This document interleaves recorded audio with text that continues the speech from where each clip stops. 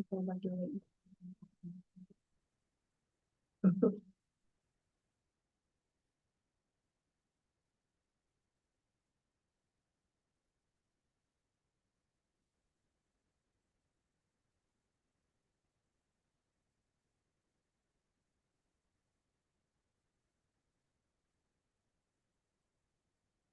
evening, everyone. Thank you for joining us at our regularly scheduled Taos Municipal Schools Board of Education meeting.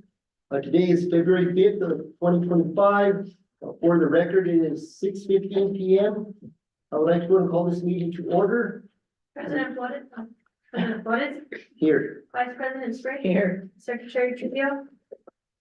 Here. Board Member King. Here. Board Member Concha. Here. At this time, we'll move forward to Pledge of Allegiance. We have a fourth grade student from Milos Garcia Elementary who will lead us in the Pledge of Allegiance, Mr. Teddy Kozart. So Mr. Kozart, if we come up, so here we have Mr. Kevin Kozart, he is a.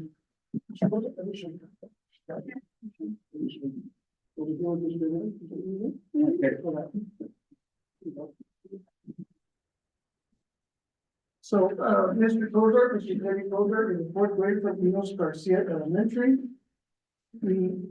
He is in Miss Karen Martinez's class at Milos Garcia. He was born and raised in Taos and is an avid artist. He is the son of Theodora and Jeremy and brother to Christopher. Teddy aspires to be a meteorologist and is currently enjoying spending time studying all aspects of tornadoes. Please join us. To our right, go ahead and lead us in the pledge. I pledge allegiance To the flag of the United States of America and to the republic for which it stands, one nation, under God, indivisible, with liberty and justice for all. Thank you, Mr. Kozart. It is respectful to recognize the unique and enduring relationship that exists between indigenous peoples and their traditional territories. We acknowledge that we are on the historic homeland of the Red and Willow people in the original territory of Taos. This acknowledgement will apply as the reminder of our ongoing efforts to respectfully recognize, honor, reconcile, and partner with the Red Willow people whose land and water we benefit from in this great valley today. Right.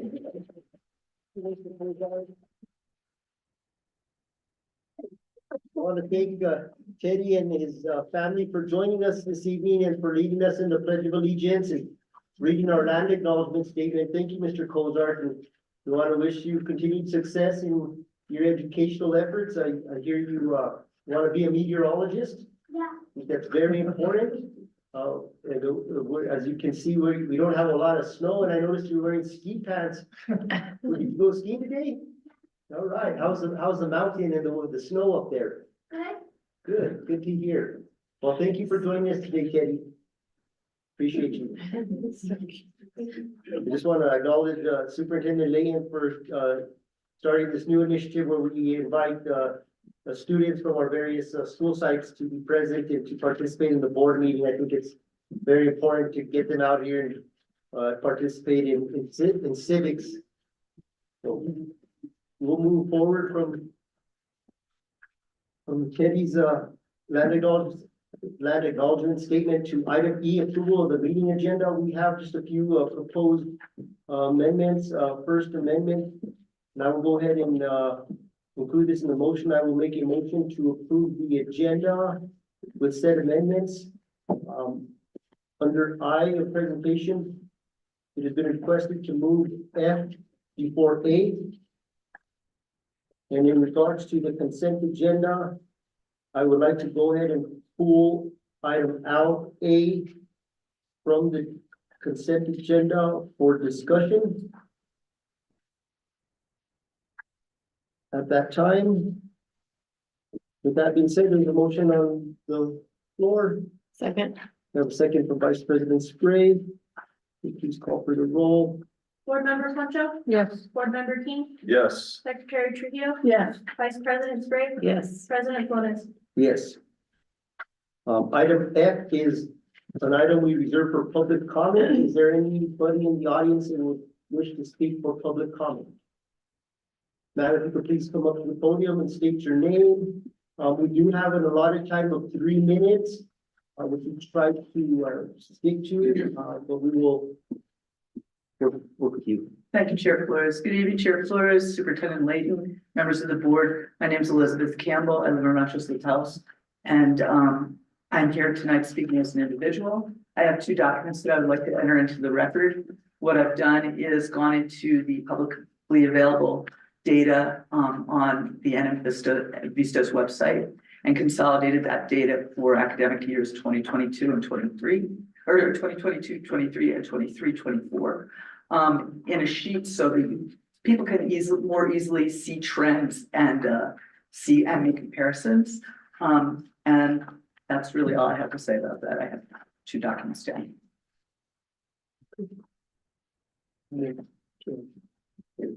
Thank you. you, Ms. Campbell. Any other members of the audience wishing to speak with free public comment? Is there anybody online that would wish to speak? If you're online, raise your hand for public comment. We see no further public comment. We will go ahead and move forward from public comment to item G, which is board member report, G8, Empower Ed, School Board Professional Development on Student Outcomes, Focused Governance. We have Vice President Cynthia Spray and Board Member Keith King to present. Hi, everyone. I've been asked just to kind of give you a capsulized version. Dr. Layton and Member King and I went to Santa Fe. Albuquerque, to the CES building. We spent a day getting trained on a book that we all are reading called Great on Their Behalf. And it was kind of the training was based on the book, and we all got the book, and we all were supposed to have read the book. The bottom line of what I got from the training it was pretty simple and pretty easy actually to consolidate. And I'm just going to give a quick overview, and then Member King and I haven't conferred on what we're going to say, each of us. So I hope I don't take your whole report. I'll try to be really brief. I'll leave some for you. Anyway, the basic bottom line of the book is that student outcomes will not change until adults change their behavior. And it's hammered in pretty well during the workshop and in the book. And it means we kind of all have to up our level of responsibility before we can expect the kids to do that. Dr. Medina's going, yeah, because he does that. We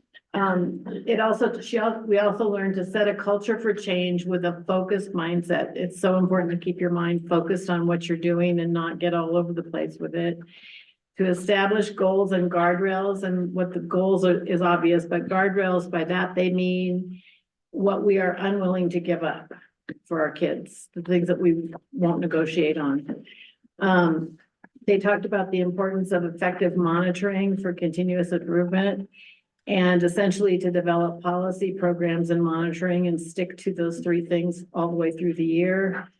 They also taught us that leadership, we should strive for leadership that always aligns with adult behaviors, and coaching that creates space for changing adult behaviors, not putting people down or shaming them if they're not doing it right, but really focusing on being willing to look at what you're really doing and changing it on behalf of the kids.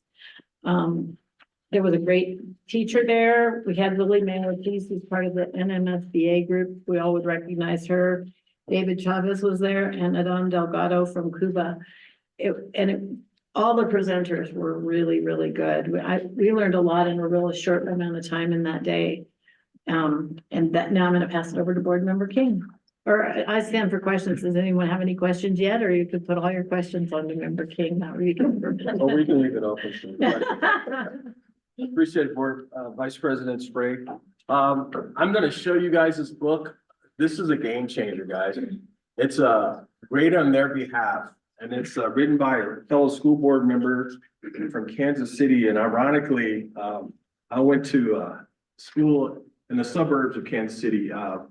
And there's a picture of the gentleman, but literally this is, it really gave the full perspective of being a board member. I'm a new board member. I'm in my second year, and he really surmises it quite eloquently. School system exists for one reason and one reason only: to improve the student's outcome. And that's pretty powerful.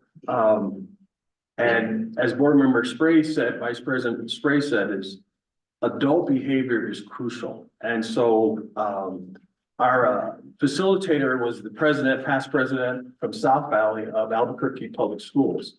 And we all know that that's a huge district. I mean, it's half of the state.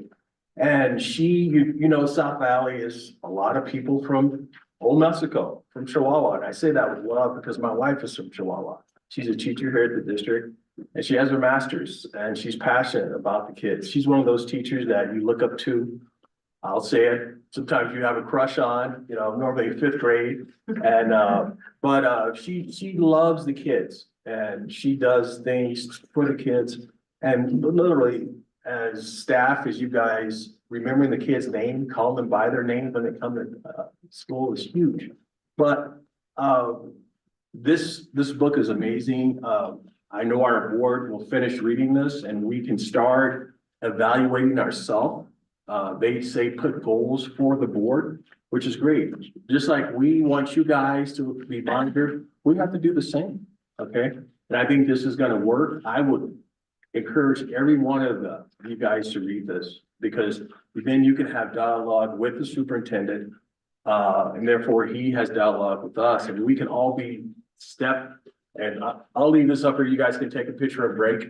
This is amazing. This book is on point, as they say. And it was time well spent. And the facilitator, one thing I felt really encouraged about is that she's gonna coach us, coach our district, our board, and she's gonna be they will be monitoring our board meetings. And she even admitted, you know, when there's various different people of the public that comes, and her coach, her mentor pointed it out, and she was totally transparent about it. She realized that, you know, we have our prejudice. We all have it, guys. You don't get out of life by, you know, but we need to be conscious of it and work on it. But it was amazing. I had a chance to read it when I was in Mexico. My wife is from Chihuahua, and superintendent, I texted him, and he smiled because it was like, you know, lack of a better example, guys, take an amazing hike, ended up at Williams Lake, or going to church and having a homily that just knocks your socks off. So it was truly powerful, and it's great that they're working with us, our district guys. This is ongoing, and it's all gratis, as my daughter would say. Okay, appreciate it. Any questions? Any questions? And let me walk around so you guys can see this, because this book is powerful. This book is, I Actually, compliment the no, superintendent, because this book is. The Dr. Lady will get them. I know. You can take a picture of it. Yeah. So President Flores, if I may, Vice President Spray, we do have the presenters here online with us. And I'd like to commend the efforts that they're taking across the state, really really having the board start thinking about the student outcomes first, right? And so I have Ms. Cordova here with us. Can you hear us, Ms. Cordova? There you are. Okay, can you hear me now? Can you hear me now? Yes, I believe you can. Okay, I think you can hear me, so it's hard to tell. I can't, but I'll go ahead and start. I just want to say thank you for that overview of the session, and I think it's important to just note what the next steps are. We were hoping that the full board would have been at that training session. That initial training session is designed so that the full governance team can hear the entire piece around the framework and how it works. And so that was step one. The next pieces are essentially to work with the Taos School Board around implementing those pieces that are outlined as part of that framework. So it is getting to goals, really strategic, SMART goals, and outlining and identifying a handful of them, because we know if you have 20 goals, you're doing a lot of things, but you're doing a lot of things ineffectively. And so we want you to pick your highest priorities, which are based on what the community is telling you is important in terms of what students should know and be able to do as a result of coming through your district. And then also setting those guardrails too, and identifying what are those key values that you want to protect, as the vice president had noted, those things that we must protect in pursuit of the goals. And so we're going to help the district work through that. We know that there is a strategic plan, and there's probably things that we can just lift right out of the strategic plan to get to those.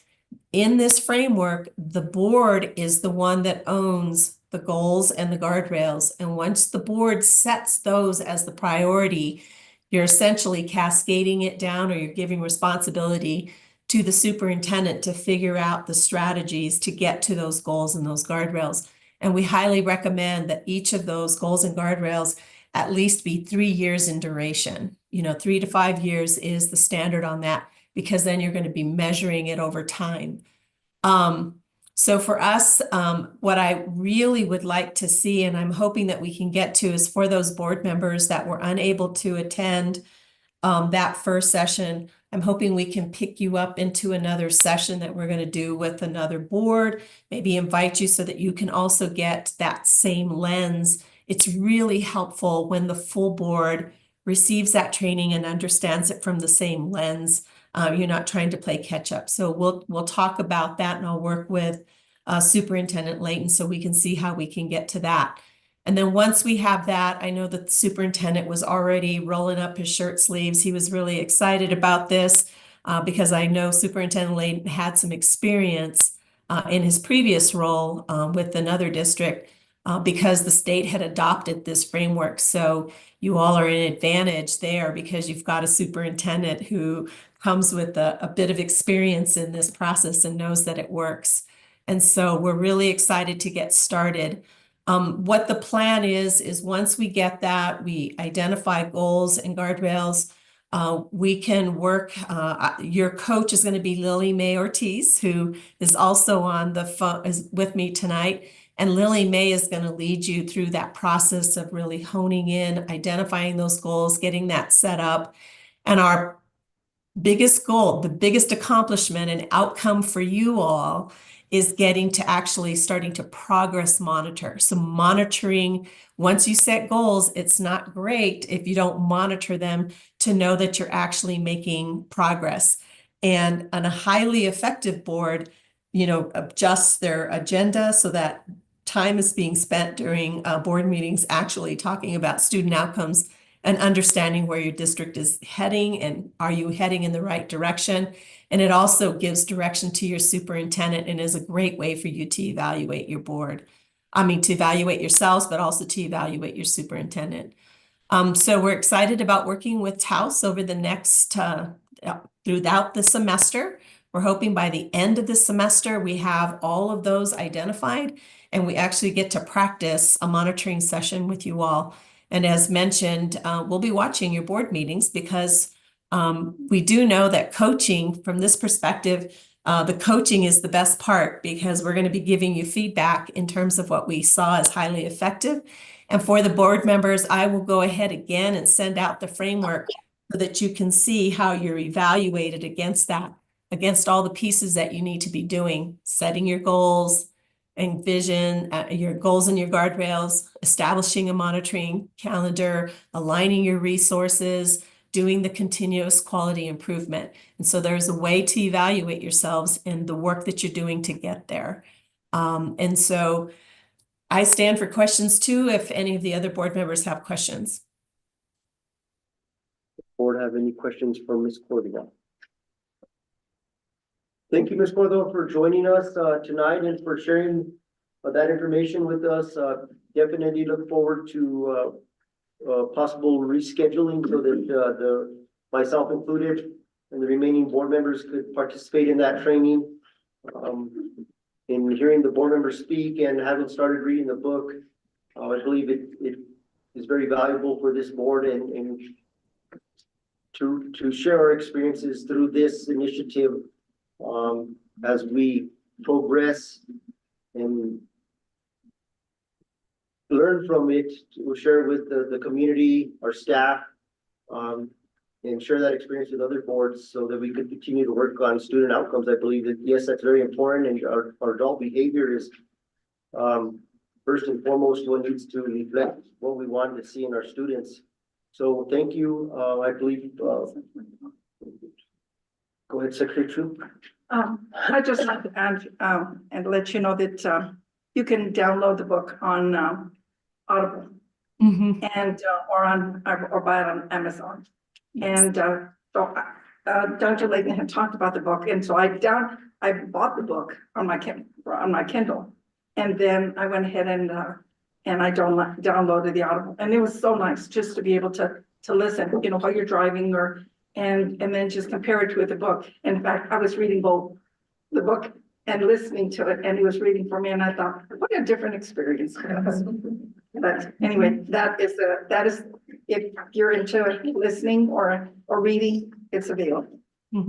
I'm going to add, board member, thank you for stating that it's available on Audible, because I know Lily May Ortiz, who's on the phone, also has it on Audible, and she's so committed to that. My book is dog-eared, you know, and you will find that there are several pieces in there that really will remind you of how we want to get to this process. I know I use the book, I reference it a lot. I was working on some pieces today because I'm getting ready to train another school board, and I had an opportunity to meet with the superintendent before, so I could hear a little bit about what some of her concerns were. And so I was tailoring some of the pieces a little bit, and I went back into the book, and there it was. You know, I was like, oh yes, I remember this is a really important piece. And so there will always be nuggets in this book that will really resonate with you. And I'm hoping, you know, as we go through the next several months, that you'll have a chance to go back and reference that. But also remember that one of the key pieces to this work that we're doing is you have a coach, and we're making coaching available to all the board members. So it's an opportunity for each board member to like set up time with that coach and talk about the areas that you're struggling with, or, you know, how you'd like to like move through one thing, but maybe you're not quite clear on the process and how it's being laid out. But you're going to notice some changes, and it's really exciting work. I was board president, and as one of the board members mentioned, there was a lot of learning for me personally, and things that I had to change, and my behaviors had to change. And it's a very humbling experience, because I really thought I came in and I thought I was really on top of it, but there are things that I needed to do differently so that we could move the needle for our kids. And just remember, what happens in the boardroom happens in the classroom, and your words matter, your decisions are huge, and they matter a lot too. And what you spend your time on as your resource is also a message back to the community in terms of what you value. So if your time is not spent on discussing student outcomes and evaluating where and how your students are progressing, it's also a message back to the community that you really don't value that piece of information. So let's get our sleeves rolled up, and let's get the Taos School Board monitoring your student outcomes, because I'm sure there's some wonderful things that are happening there, and it's an opportunity to really coalesce your community to be your partners and in the room with you as you're creating this change that you know the community is capable of investing in with you, so that your students can have the best outcomes possible. Vice President Spring, you have some comments? Thank you. Yes, well, number one, I ended up with 2 copies of the book. So if anyone wants to borrow one of my copies and pass it around, my extra copy, the principals, I think especially, might enjoy reading them. Or you could maybe even con Dr. Layton into getting you your own, but you're welcome. I can just give you my extra one and you can pass it around, or whatever you want to do. And then I also wanted to do a shout out for the Mora group, because all five of the board members and the superintendent were there, and they were so much a part of learning about everything that was going on and helping us hear more what happens in Mora. It was a really nice exchange. To be able to see how hard they're working and recovering from the fire and everything and all the stuff that they're dealing with. It was really neat that the whole group showed up. I loved it. So I wanted to say I thought that was really special, and getting to know board members that are that close, but that we never normally see was really neat too. So wanted to say that. Thank you. Thank you, board. Thank you for participating in that training. Appreciate your commitment to improving student outcomes and taking the time to attend. For those that work in attendance, myself included, we will make it a point to participate and try to get our scheduling done. We talked enough for all of you. We did, didn't we, Yolanda? We did. Superintendent. It was great to have everyone there so that you can engage. And that's one of the things that's also unique to this coaching, is that it is focused solely on the governance side. It's really about how you can be more effective as board members and using your time more effectively as board members on the things that really should matter the most, and that's student outcomes. And so we can get you there. I'm convinced that Taos is going to be a star for sure. That we're going to be able to get you on the road without hesitation. Yeah, just, it was great, Yolanda. This is Keith King speaking again. There was 3 school boards, guys. There was, of course, Mora, as Vice President Spray said, and then there was, of course, Moriarty, Edgewood, and it was just the president. And it was their second time attending that forum. So just to let you know how much he valued it. And then it was the Taos board. So, and Mora was very, very open, sharing not such a good experience. And as Vice President Spray says, it was heartfelt. We laughed, and I've gotten to know him just from the conferences. But it was nice to have our districts are the same in size. So it was nice just to hear their stories. You know, it's like when you build a house, everyone has a story, or, you know, and so you can talk about your pitfalls and your successes. So it was nice. Thank you, Board Member King. Superintendent. I'm good. All right. Well, thank you again, Ms. Borba. I look forward to meeting you and the continued participation of this board in the training. Okay, we'll go ahead and move forward to our next item on the agenda, which is item H, student outcomes. This is pretty much for information purposes for the board. I do want to comment and commend the principals and superintendent for changing up the format of the reports that are presented to the board and how they align with our strategic plan. It's really nice to see how we're covering each step of the strategic plan, from student achievement, educator excellence, family and community engagement, culture, climate, wellness, and school safety, and systems, operation, policies, and procedures.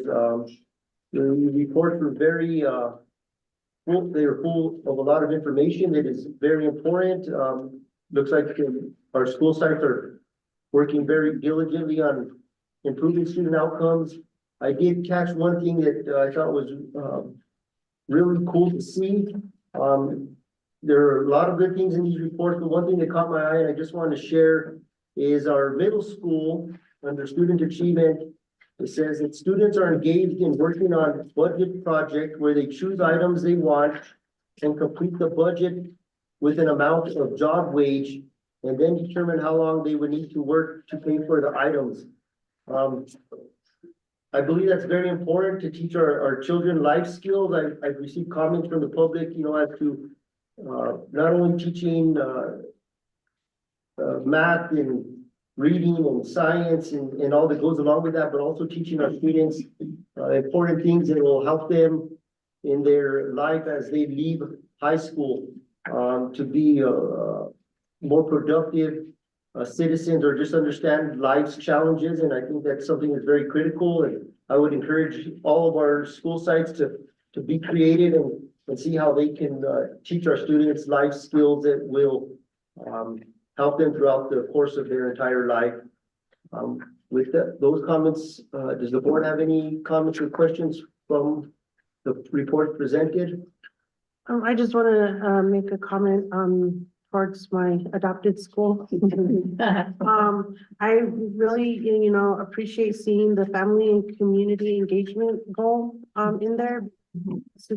And to not only engage our families, but our communities as well. And with the after school program, and it also, encompasses civic engagement because they have volunteers coming in from the TCA, former cheerleaders, things like that. And so it's showing these students that, once you make it and you're out there doing things, you give back to your community. And for me, I'm always huge on giving back, especially when you're from this community, and being that, Arroyos is a little out of the way for people to want to volunteer and do all that and include the community and the family, I think is commendable. So thank you. Thank you, Board Member Concha. So there's a lot of information here. If the board has any questions or comments, please relay them to the superintendent to be passed along to our site administrators. Again, appreciate all the reports that were presented to the board, all the work that goes into to present this information to the board and to the superintendent. Very thankful for that information.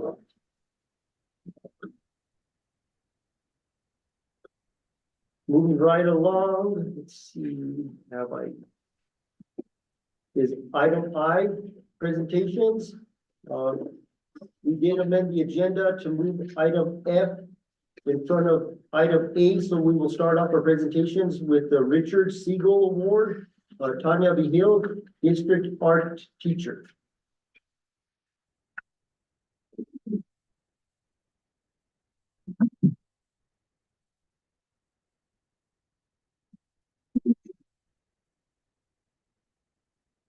Good evening, President Flores, board members, Superintendent Dr. Antonio Layton, and Associate Superintendent Renata Mondragon, and the general public. Tonight I'm here to present on behalf of the Taos Municipal Schools Elementary Arts Visiting Artist Program. I was recently asked by the Harwood Museum to comment on how I envision the arts moving forward. The answer is simple. It's our children. Since 2006 that I have been coordinating this program, I have witnessed the importance and how vital the arts are in our schools. And collaborating with our art community, which is so important. The State of New Mexico Public Education Department and the FAEA, which is the Fine Arts Education Act, has been supporting arts education in our schools, in our school districts, and statewide. Since 2004, the Max Cole, representative of Southern New Mexico, gave us the opportunity to have arts education in the schools. And in 2022, we were honored to receive this Max Cole Award in Albuquerque, which recognizes us as continuing to teach the 4 strands of art. These strands consist of music, dance, theater, and the visual arts. It is often said that our art program is the jewel of the state. We know as an art community how Santa Fe and Taos are art capitals and how vital our art community and is important to all of us in general, including myself being an art consultant, gallery owner. Our children have those artistic qualities inherently in them. We as a community need to keep alive our rich history, our culture, and traditions. I consider social emotional learning through the arts. This year, students will learn flamenco, tinsmithing, jewelry, fused glass, felting, and the mosaic murals, which there are 9 of them throughout the school district, including the Taos Junior High School. It's been said that these murals are the hidden secret of Taos. Throughout our school district, recently, a parent shared that she still had her child's tin piece that he did when he was in school in Ranchos Elementary, and also participated and collaborated with one of the murals that, as you go into the entrance of the school, is on the right-hand side. The school district has published 12 books, the last one entitled La Chuparosa de Taos. And these books also bring in creative writing, illustrations, and students have the opportunity then to also do music, dance, and theater.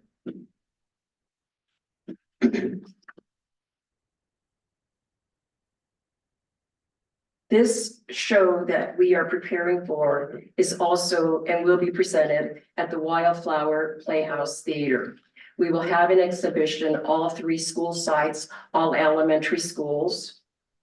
And I will also coordinate, this is my 9th year coordinating the Celebrando High School Middle School show, which is the envy again of so many different communities. When I attend meetings or conferences, people always say, oh, you're from Taos. Wow, Taos is such an incredible place that we know features not only the greatest artists, but also shows the artwork throughout our district. If you go through the offices, you'll see some of the glass pieces and various pieces of work as well. I'd like to also thank Victoria Santisteban, our grant writer for the Taos Municipal School District. We both collaborated to bring in more funding through the New Mexico Arts Division and of course the Richard Siegel Foundation. And Mr. Siegel lived here many years ago. He was a part of our community. And in 2016, I was notified that we should apply for this grant. And since then, he has been funding the art program. So we want to thank him and the foundation for continuously supporting us. And we are thankful and grateful for their contribution through the years. Finally, in closing, I want to thank our school board members also that have supported this rock solid art program. Also, Mrs. Mondragon, through the years that I've worked with her as well, has very much supported our program. And I would like to also thank our principals who are very supportive as we go into the schools. They greet us, they encourage us to bring in the arts. Our teachers that are very important as well. Parents, and lastly, our students. When I was a child, my father would sit me in the kitchen and he'd say, we're going to do a piece of art. And I would say, making salsa? And he said, yes. We have green jalapenos, we have red tomatoes, and we have white onions. And we're going to put them together and we're going to create a piece of art. Because, mija, todo es arte, and it's going to taste good. So I just want to thank all of you for inviting me to just give you an idea. And I also want to say that I worked with an incredible group of art teachers, Jody Irons from Enos Garcia, Leah Trujillo from Ranchos Elementary, Alejandra Gomez from Arroyos del Norte, Mr. Hensley, as well as Christine Autumn.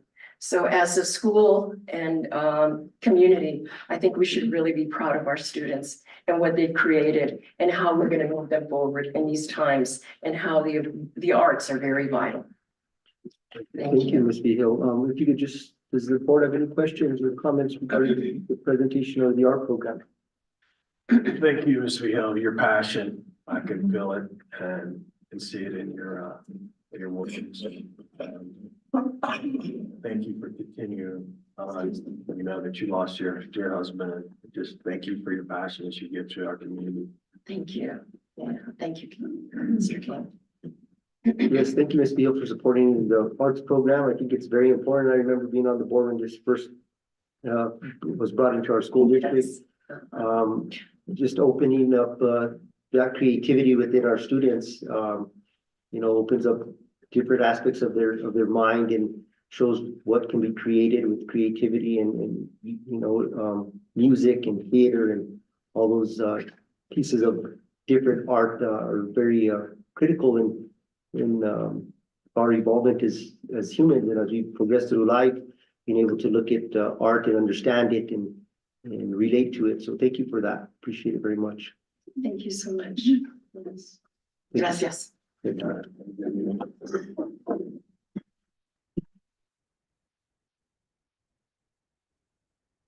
Our next presentation is the Chrysalis update. Marcos Herrera, Director of Safety, Security and Operations. President Flores, Megan, members of the board. Isana and Maria, I'll wait for Maria to put it up there. So what I'm actually presenting to you guys on the update is, if you recall from one of our meetings previously, I had given you a location for the proposed Chrysalis site. And Board Member Spray, if you remember, we had a good conversation on trying to make it look more appealing and whatnot. So we went back to the table and we kind of actually looked at that as to how could we make it better and still be within the financial part of this. And we had a better idea. We already have an existing building. We already had an existing fence. We had an existing shade structure. We had everything we actually needed. And I think it will follow the kind of what the board had recommended to us of trying to make it a place that looks a little more inviting, as opposed to making it so far away and kind of not the part of the high school that we wanted it to be. It's not part of the high school, but it's still within the same grounds. So as soon as Ms. Maria gets my PowerPoint there. Is it the one that TMS operations, TMS to each other's and not see each other? No, Okay, so when it says Chrysalis. then two, sorry. So like the major part with this newer facility was that we didn't have the fire panel currently installed. That's why that wasn't being used by Taos High School. So we met with Principal Martinez and we met with Richard, with Mr. Quintana, and we kind of discussed it, whether this would be a better suit for them and for us. So we came across some safety features that would help. We came across the logistical features that would help. The most important part was that fire panel. So Alipa was able to secure a fire panel specifically for this building, as opposed to our larger fire panels. This one's obviously it's a small modular building. So it was easier to acquire the fire panel for it. And after we were able to get the fire panel, then we were able to look into the difference. I'm going to walk over to the board so I can kind of show you. This is Dr. Livian. We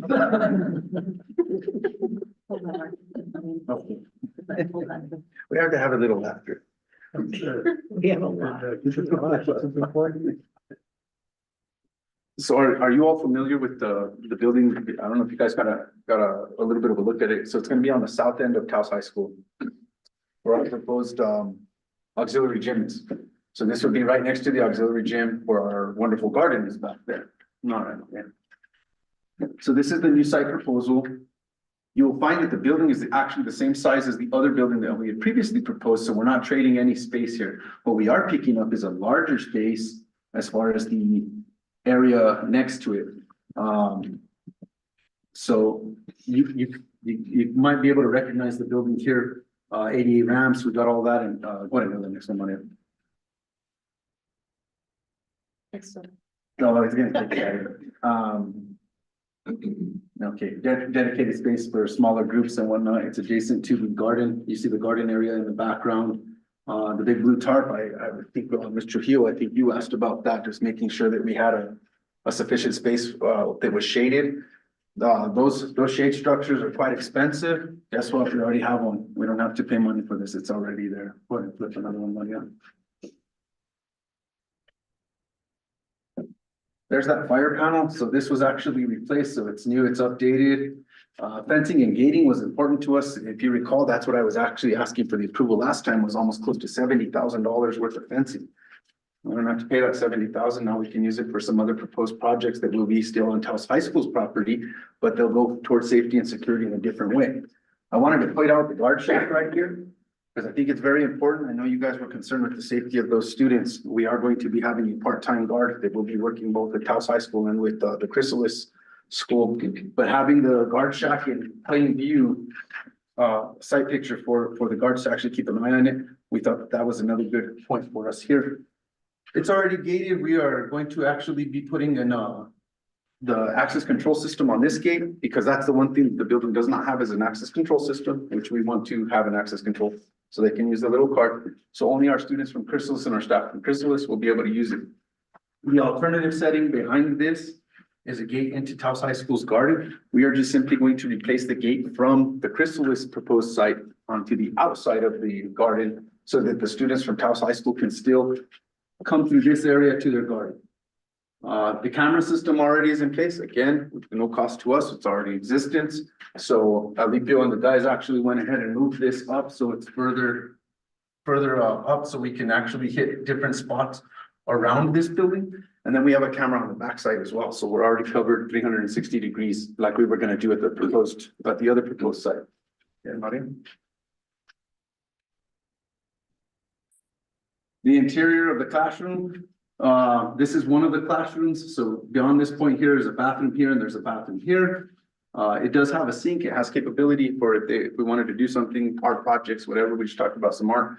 Is there some things that we can actually provide in this building that we did not have access in the other buildings? Anyone here? What was that? So again, the key thing here is it's a better looking part of Taos High School's property. It doesn't take away from Taos High School at all. And it's providing the students with a much friendlier looking environment, safe environment. And I think that academically, they'll have a better experience in this building than what they would have in the pre-proposed. With that, I stand for question.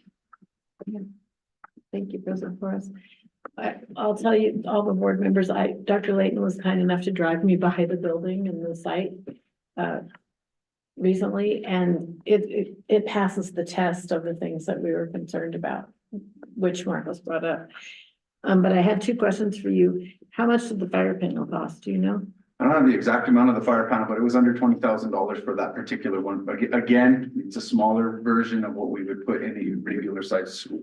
Okay, and the original fence that we did, you brought to the board and we approved the money for the original fence for the other location. Yes, Where is that money located now? We are going to Your- propose that money be used for the gating system at Taos High School. So you're gonna bring that back to the Yes, board? ma'am. Okay, thank you. Those are my Absolutely. questions. Questions or comments from the board? I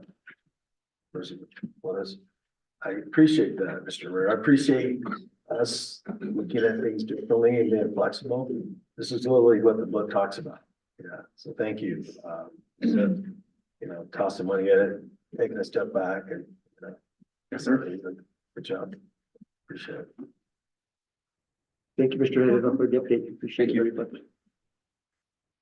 And I must apologize, I jumped over our exceptional programs update and put our Christmas update in front of that, the amendment of the agenda, so we're gonna move now to our exceptional programs presentation. The Director of Exceptional Programs, Mrs. Lynn Brackett.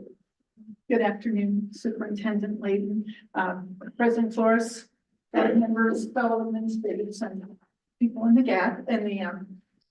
galley, I guess you could call it here. I may not need my glasses for this. So anyway, I was gonna go ahead and present on exceptional programs. I'm gonna go through just kind of a background of who we've got right now, what some of our challenges are, some of our successes, and then what some of our vision is that we're working on problem solving. So right now, we have approximately 518 students with disabilities. And I did go ahead and notate, so you'll see SWD throughout, because that's a lot easier than writing students with disabilities. The number does include the two charters, because Taos Charter and Anansi are in our reporting numbers, and I'm their special ed director also. These numbers change daily. So every day we go into the NOVA, which is updated directly from Power School, and that's going to look different because we have identified new students, or we have staffed kids out that no longer need those special services. So as of this morning, it was 518. I did put in how many of the students at each of those buildings that we do have with disabilities. Now that includes students with speech only and all different types of varieties. I will say with Enos and Ranchos, Some of those numbers are actually in our surrounding preschools, and you'll see what those preschools are in a little bit.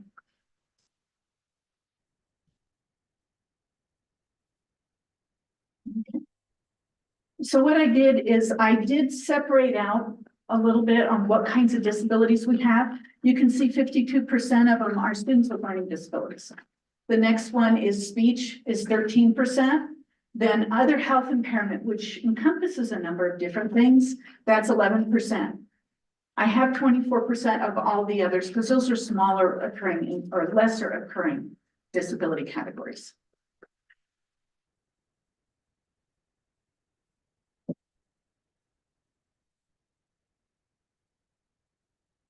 So this is something that was kind of interesting.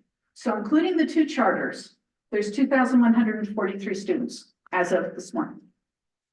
And then the district ourselves, we have 1727. But for everybody, including the two charters, we're at a 24% identification rate for students with disabilities, which is a little high, but that's what a lot of districts are experiencing with what happened with COVID. We have 160 students that are identified as gifted. So those numbers are separate when we do our state reporting now. And we are at a 5%. I'm going to have a little bit more on gifted here and a little further in, because the state has developed new criteria for gifted, and we are in the process, you'll see in there, of trying to put together what our program is going to be that we have to submit to the state. But we do have some students that are duly identified. So they could be a student with a disability and gifted. And that's, I want to say, I think we have 20 off the top of my head. Okay. Okay, so a little math lesson here, a full-time equivalent. How do we figure out how many special ed teachers and other people we need based on the number of students we have? So we call it an FTE, full-time equivalent. And right now, including the two charters, we need 27 special ed teachers in the complete district. But for us, we need 21. How we came up with that is depending on if a student is a level 1, 2, 3, or 4, and that's the amount of special education services they get, there's the formula. And that formula is then added together for each of those students, and that's how we come up with the 21 for us. And I will say, with the FTE process, I've taught in other states. New Mexico is awesome that we have caseload limits. Most states don't. So it's very nice. They are monitoring that for us. Currently, we have 16 FTEs and active special education teachers and gifted teachers. This also includes, just to kind of give you an idea of all of our ancillary staff, we have 7 speech language pathologists, 3 occupational therapists, also known, some of them are what are called a CODA, or a certified occupational therapy assistant. We have 1 PT that covers everything in our district. Excuse me. We have 4 special education social workers, 2 diagnosticians, 2 school psychologists, 1 bilingual diagnostician that comes up from Albuquerque. So if we have a student that's a native Spanish speaker, she'll determine which languages are strongest, which they may have their academic strengths in, so that we know where their areas of weaknesses are, and we're not attributing it to language differences. We also have 1 teacher of the visually impaired, 1 orientation and mobility specialist. And if you don't know what that is, that's who helps people that have vision impairments learn how to navigate their community. And I asked one day, I said, now that we have electric cars, how are you going to teach these students when it's safe to cross the street? Because they are taught to use what they can hear.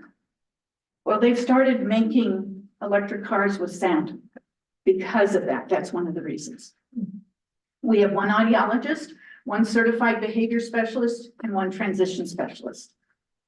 Now, this total staff is comprised of district employees and contractors. Some of them are full-time, some of them are part-time. So all of those people don't work all day. Okay. Some of our challenges. So since we're about 5 to 6 teachers short, that's a challenge. I say 1 to 2 pre-K special ed teachers, because you'll see the area that we cover for pre-K. It's not just what's in Enos and Ranchos. We have one elementary special ed teacher that we still need and 3 secondary special education teachers. We also need some additional OT support because we don't have enough to cover all the students that need support, different services. So we're going to be looking at compensatory this summer. We do ESY, which is the extended school year, and that's something that is required by federal law. If a student, when they're out of school, regress, but they have a significant regression, and it takes them an extraordinary long time to regain what they lost, then we need to provide that summer services, those extended school years. All right. So this came out a little smaller because I kind of put more on a slide, but what a case manager does. Now, our special ed teachers are all case managers. So they teach our students. They pull our students out for services. They have actual class schedules.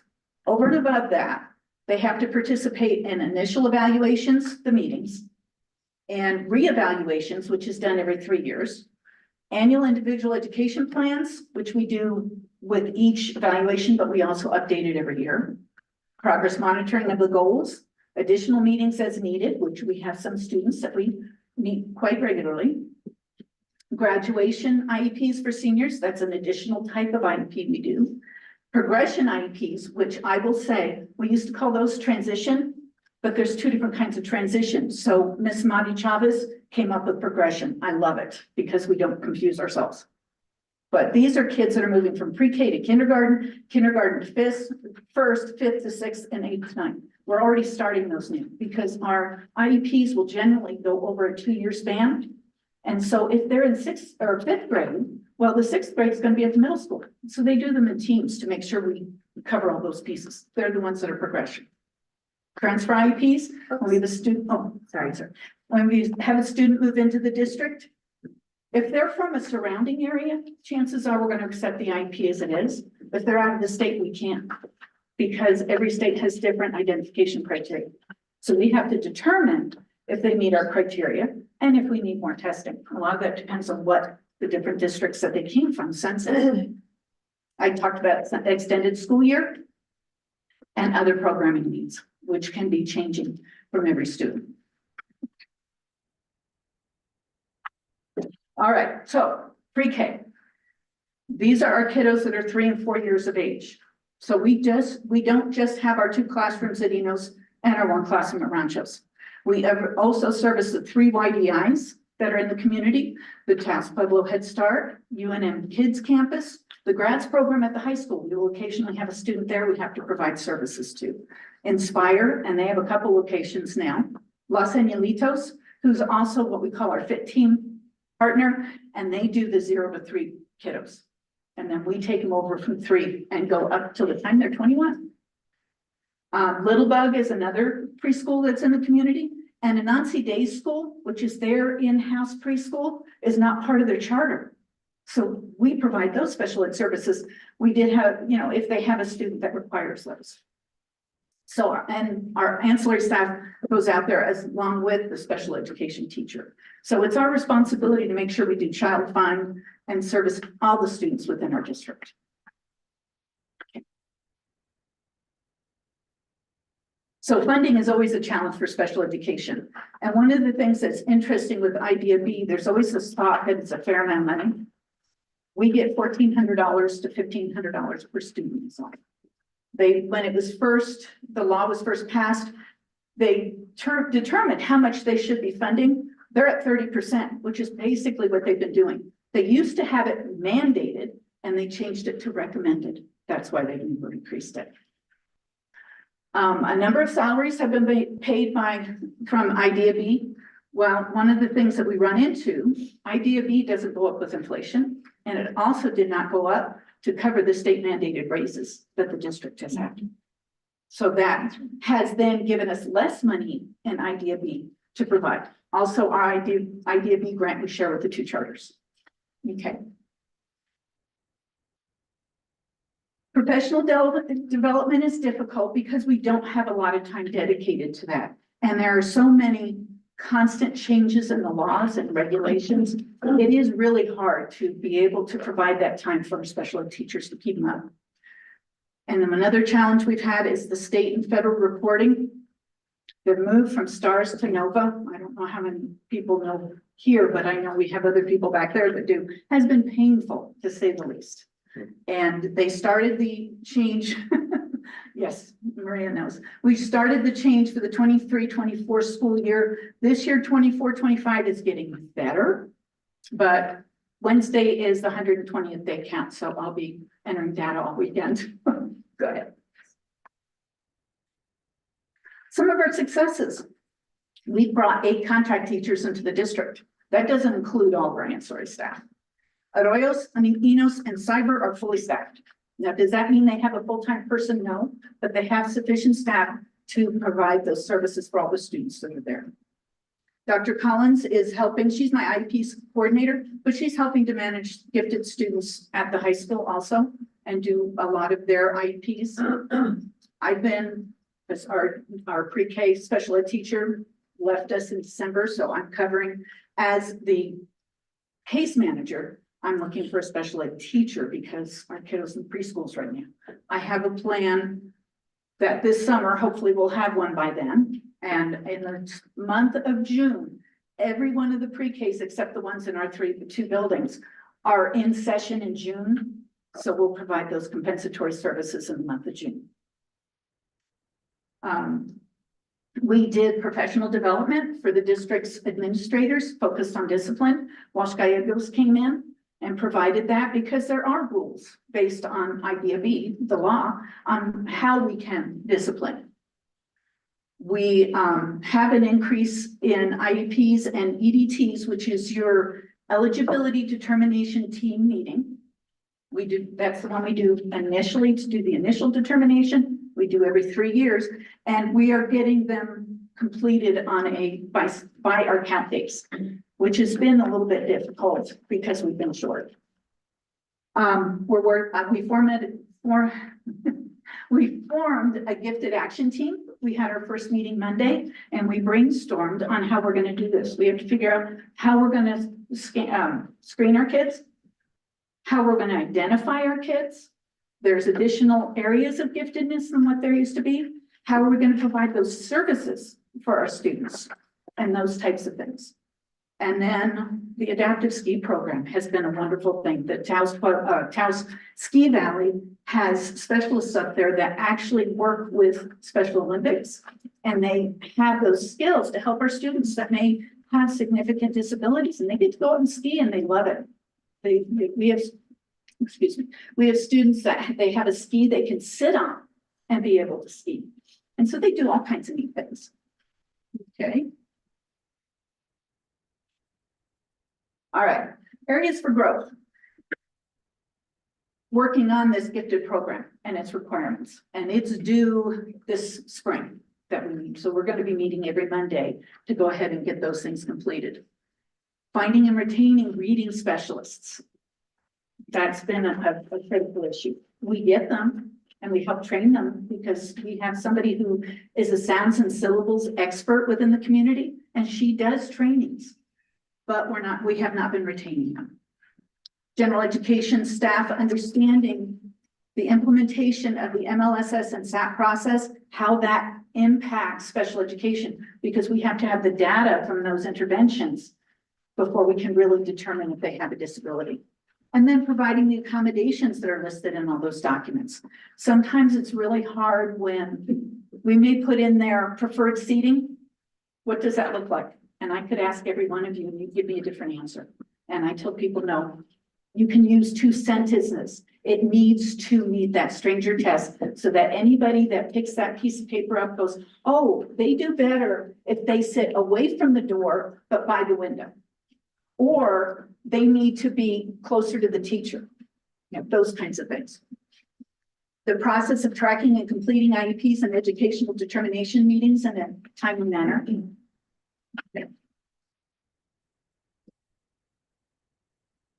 I did say professional development for general and special ed staff, because our general ed teachers are the main people that work with our students with disabilities, because all students with disabilities are general education students first. And that's to be able to provide them a deeper understanding of the critical processes in special education and what they're for and how we, help the students that are in special education. Our goal, our responsibility is to help our students get as close, if not to, the same level as their non-disabled peers. And so that's what we're trying to do. How do we do that? Well, that means they're going to have more than a year's growth. And when you have a disability, that can be more difficult. Training and de-escalation strategies, that's not necessarily a special education specific piece, but statistics show the major or more students with disabilities have to go through, that have to be de-escalated or have to be restrained than are typically developing students. And a process to ensure that all necessary staff are present at IEP and EDT meetings. Because sometimes it's difficult to get everybody there. We've tried to do subs so that it relieves those classroom teachers to come to those meetings, but we also are having trouble finding new subs. Okay. So we have created a parent survey to go ahead and send out to all parents that have students with disabilities. Once we get that back, we're going to go ahead and analyze that and determine based on what parents are saying that we need to change and then develop that plan. And the last thing is to meet every one of those federal indicators. I can tell you what they all are if you want to know. But those are all things that from NOVA get sent to the federal government. Okay, so thank you for your interest in learning about special education, and I stand for questions. Thank you, Ms. Basher. Board have any questions or comments? I have for sure one. I have actually several, but we can talk another time to go through some of them because they're detailed. I am interested in what the federal indicators are. Oh, okay. Thank you. So 7 has to do with our indicators or assessments for our pre-K kiddos. 8, believe it or not, is just that we have addresses, emails, and phone numbers for all of our parents that are in students are in special education. 11 is our 60-day timeline from initial permission to assess to the time that we get the evaluation completed. 12 is that 60-day timeline for C to B kiddos. And so the way I keep track of C and B, because they're both IDEA grants, but C's are our crawlers and B's are our big kids. So C is from birth to 3. When they get to that 3rd birthday, we have to have that IEP in place before their 3rd birthday. So there's all these timelines, and that's what indicator 12 is. Indicator 13 is our transition, which is why we moved to progression. And that is all of the things to help make sure our students are prepared for their post-secondary outcomes. And the idea is, and we talk about it from the time kids start in kindergarten, we want to be focusing on helping them be ready for after high school. So that's indicator 13. Indicator 14 is actually measuring those post-secondary outcomes. So we get a survey when they graduate.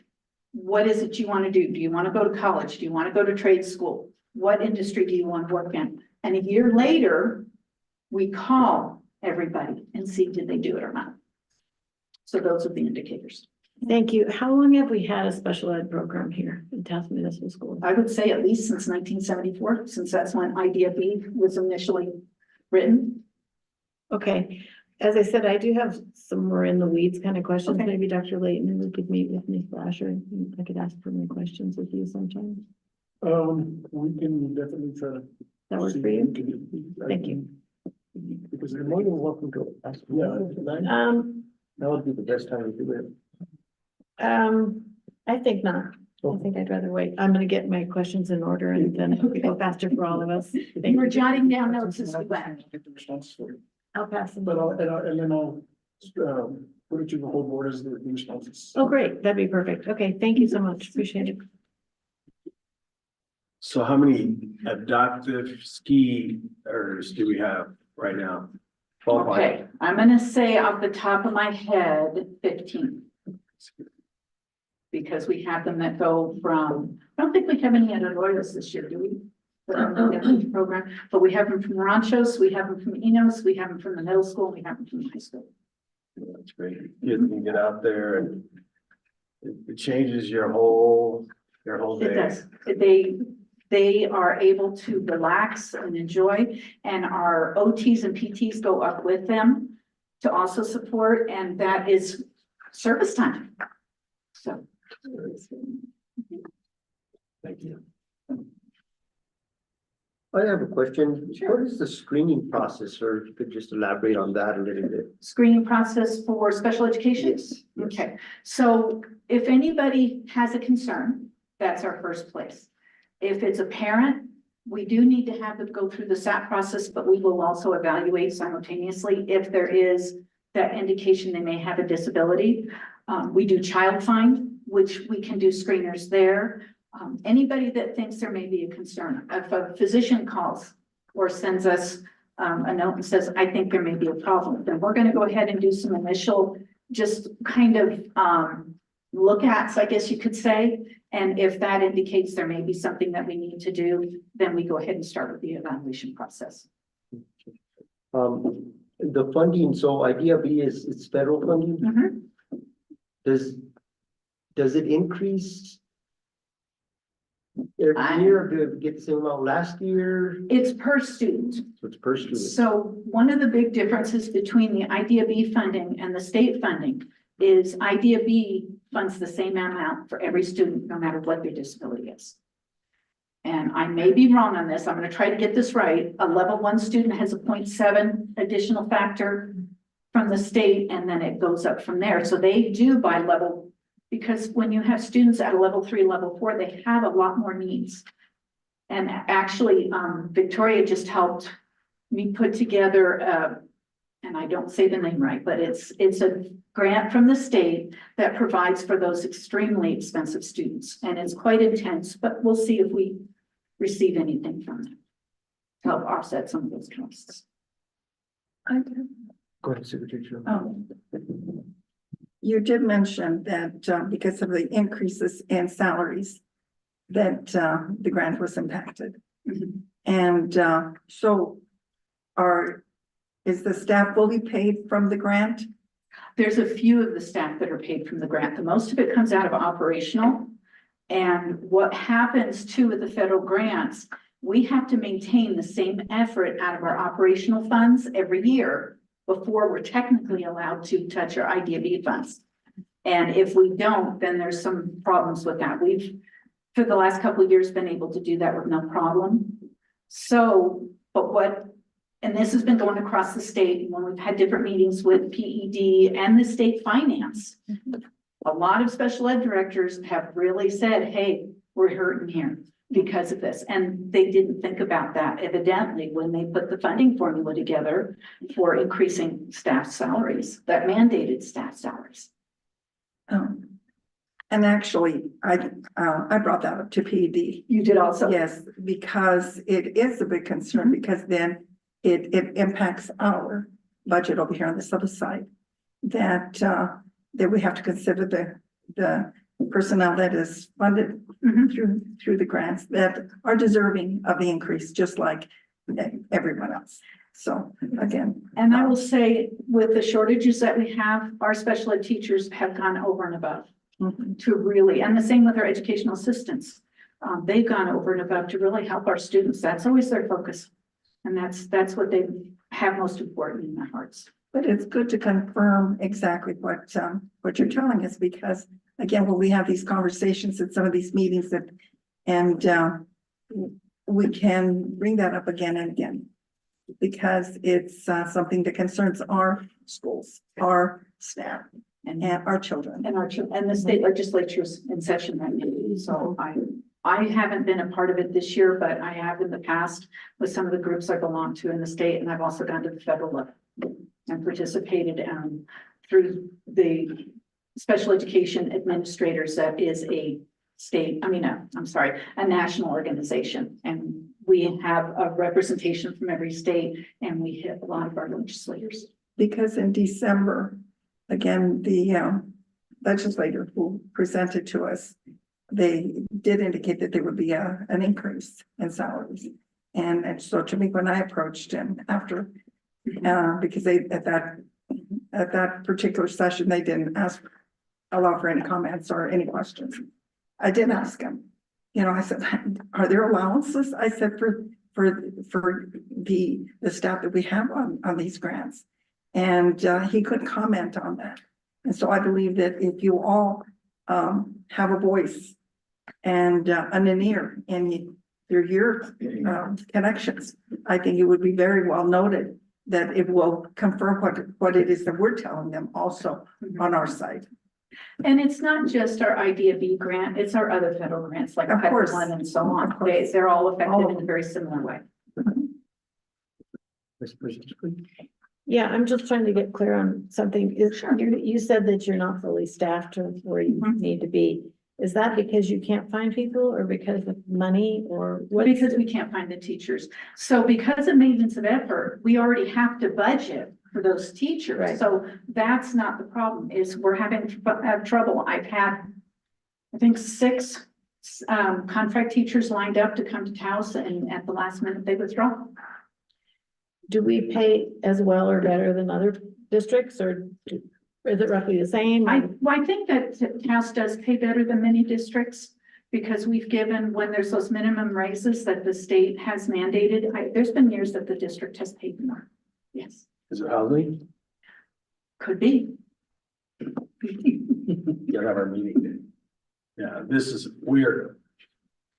This is, adult behaviors. We gotta get started, because you kind of know that this is a elephant in the room. Yeah, it is. And I have a number to say, I can't find some place to live that's too sporty. Thank you. Well, thank you for this. Are you yourself the person that's searching for more staff or do you have someone else that's doing that? And how do you do that? They mostly go through HR. They're going to be hired directly, but I have, I put out an RFP a couple of years ago and I do it every 3 years. And it started with not just our ancillary staff, but they started saying, hey, we have special education teachers. So I've been helping with those pieces and that way they're looking across the country. And how long have you been with us? 6.5 years. Thank you. I just wanted to highlight, really appreciate your presentation, very thorough, enjoyed, looking at the slides and the way you presented it, the way you highlighted the challenges, and also we can't forget about our successes. It's very important that, you know, we stay aware of our challenges, we don't try to shove them under the rug, ignore them. We really got to focus on those areas because that's where we will get our growth from, by trying to figure out a way to meet those challenges. And in the parent survey, how every parent is required to fill out a survey, it's just voluntary. It'll be voluntary. And some of the questions we're going to ask is at the IEP meeting where you offered your parental rights or procedural safeguards are called interchangeably. Do you know what your child's disability is? And it's not that our people are not sharing that information at the meetings. It's that sometimes parents don't truly understand them. So that's something I encourage them to ask every time. And I actually was in a meeting today with a student and I asked the student, do you know what your disability is? And then I asked them to discuss that with me. Do you know who your case manager is? Do you know how to get a hold of your case manager? Just some basic questions like that, do they have those connections with their staff? Well, thank you, Ms. Brasher, for your presentation. I would really believe the district is very lucky to have you here as part of the team. You bring a wealth of knowledge and experience. It's be very challenging addressing the needs of our exceptional program students. I think it's very important that we, continuously work to try to meet their needs. Those are,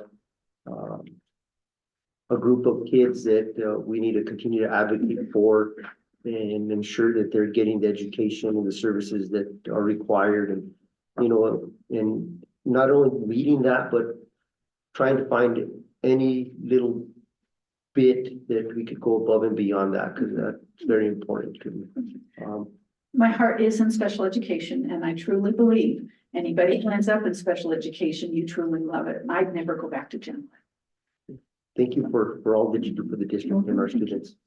And thank you for your time tonight. Thank you so much. President Lewis and Vice President Sprague, I just wanted to let know that our principals are also very instrumental in looking for staff members that could fill positions that have either been vacated or in necessary need. So just wanted to also commend our principals for also supporting the programs to make sure that we do hire, that get to the point where we can be fully staffed. Thank you, Superintendent. Yes, thank you to all the principals and staff that support our special needs students. So moving right along, they jumped around a little bit on those presentations. Old women, we all make mistakes. Item C is our Taos Municipal Schools and District Charters. I believe we have 5 presentations under that item. And we'll start off with our Director of IT and Communications, Mrs. Maria Ginte. So the photos, Vice President, if I may, we're going to reorder the presentation just so that it flows a little bit better. But however, I want to go back to one of the reasons why we are doing this presentation. We did have a board wanting to know what is the relationship we have between our district and our charter schools. And so, having said that, I brought up some very good questions. And so one of the things I tasked our cabinet to do was to, let's look into, deep dive into what is the relationship that we have as our district that is in with our district charters? And how does it pertain to each of our specific areas? And so leading tonight's presentation, we have our Associate Superintendent, Ms. Mona Aragon, so her go ahead and begin the presentation. So she can go from there. We're going to go backwards. We're going to talk to them, Ms. Tanya Maestas, then our human resources. Now, we're going to fill in for her. She is currently expecting to be a grandma very soon. So we did give her a pass for tonight. And then from there, we're going to go to safety, security, and operations, and then we will conclude with Ms. Ginte. Thank you, Superintendent. Ms. Ginte.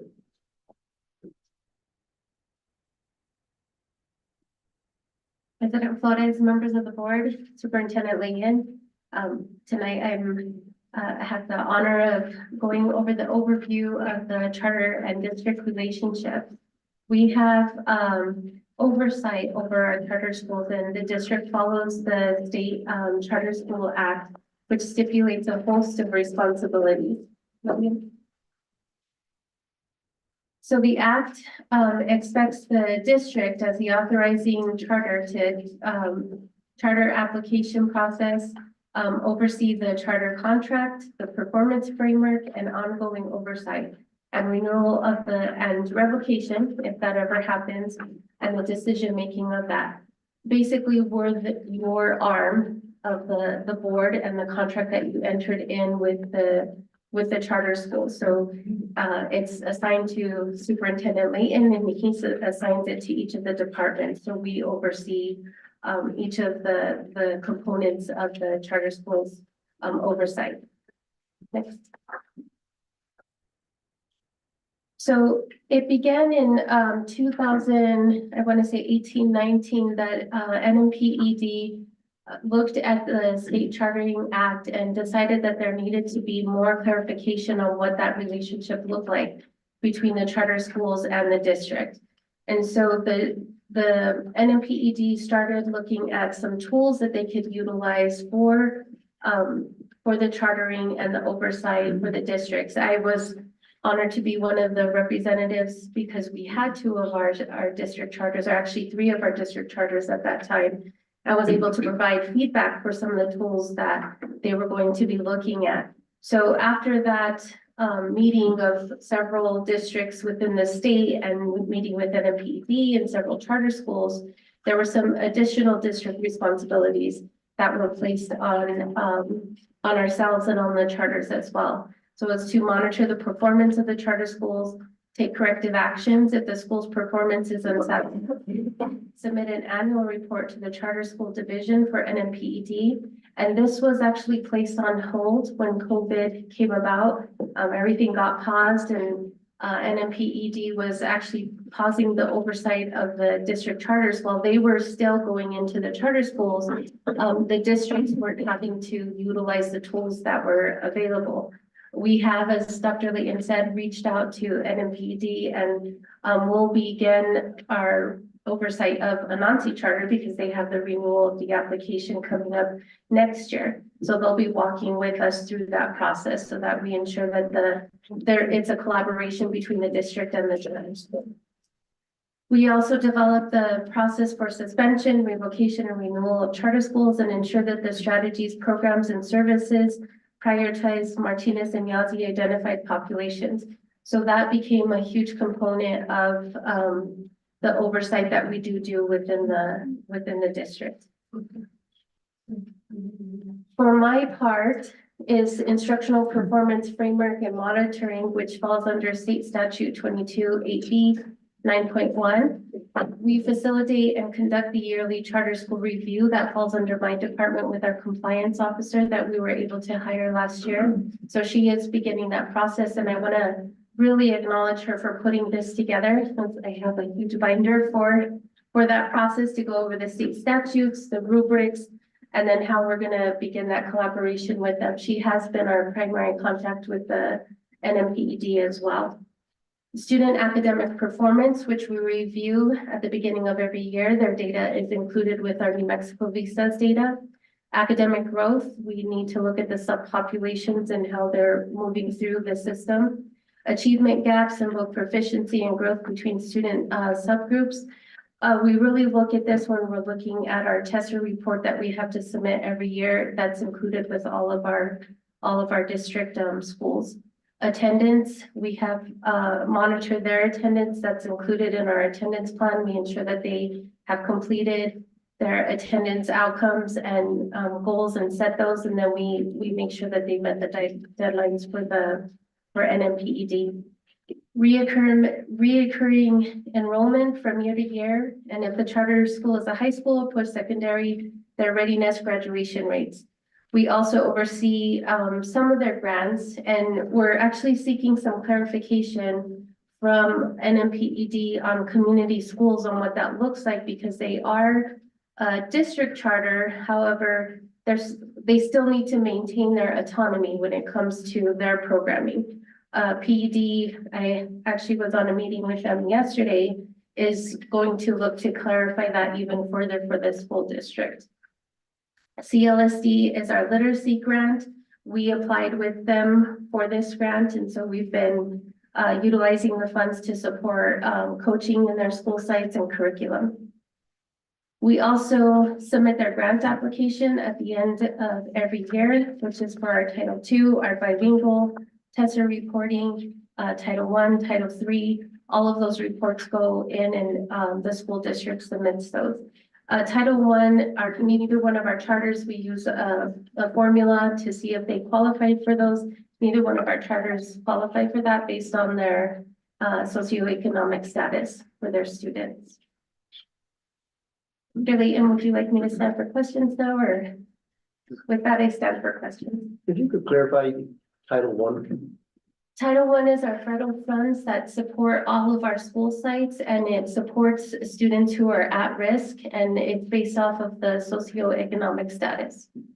So the district has to ensure that we're supporting our homeless students through that fund. We're also supporting any students who are low in their academic achievement, and then any students who are in the low income area. Thank you, Ms. Sunderland. Does the board have any questions or comments regarding what's been presented? I just have a quick question in regard to like the reporting. The charter schools provide, do we go in and do some, I guess, reporting on the data they give? I don't know how to ask this question, or do they, on what needs to be reported, do they report that to us and then we review it? As far as the annual reporting Or that any, we'll do, or any data reporting? any data reporting? So it's dependent on what type of reporting it is. So if it's through the finance office, Director Maestas has her process that they need to follow. As far as for our educational data, when we're looking at academics, we receive those reports automatically because we hold all of their assessments within the district. So we get those automatically. When it comes to reporting for, say, our bilingual program or those, the charter schools provide us with that information, and then we submit it with our entire application. Yes, and just one last question in regards to our exceptional programs or special needs or special ed kids. Is there any reporting that the charter schools provide us? How do we assess it? They're providing, or those children are getting the necessary services, or the number of students they have? How do we go about that? So that is something that is directly monitored by Director Brasher. So she's aware of who their students are. They don't directly report to us on that piece. Again, that's one of those kind of autonomous components. However, as the school district, that's part of our oversight, that we need to ensure that they are complying to any of the needs for students who have IEPs, and that they're being provided with those services, and you know, that we're following all of the federal regulations that have been put into place. Thank you, Ms. Westbrook. Ms. Miller, I have a question. Just, can you expand a little bit the grant application submission? Because I think that's a new one for us, correct, to a certain degree? To a certain degree, it is correct. So we have been doing our title programs and our bilingual program, that submission for the charter schools for a while. What they do again is they go out, look at their population and see which students qualify for that. They submit that to us, and then we upload that into the district's application. So the school board actually approves that entire application for the charter schools and for the district. When it comes to our CLSD or our community schools, some of the grants they have to apply for on their own.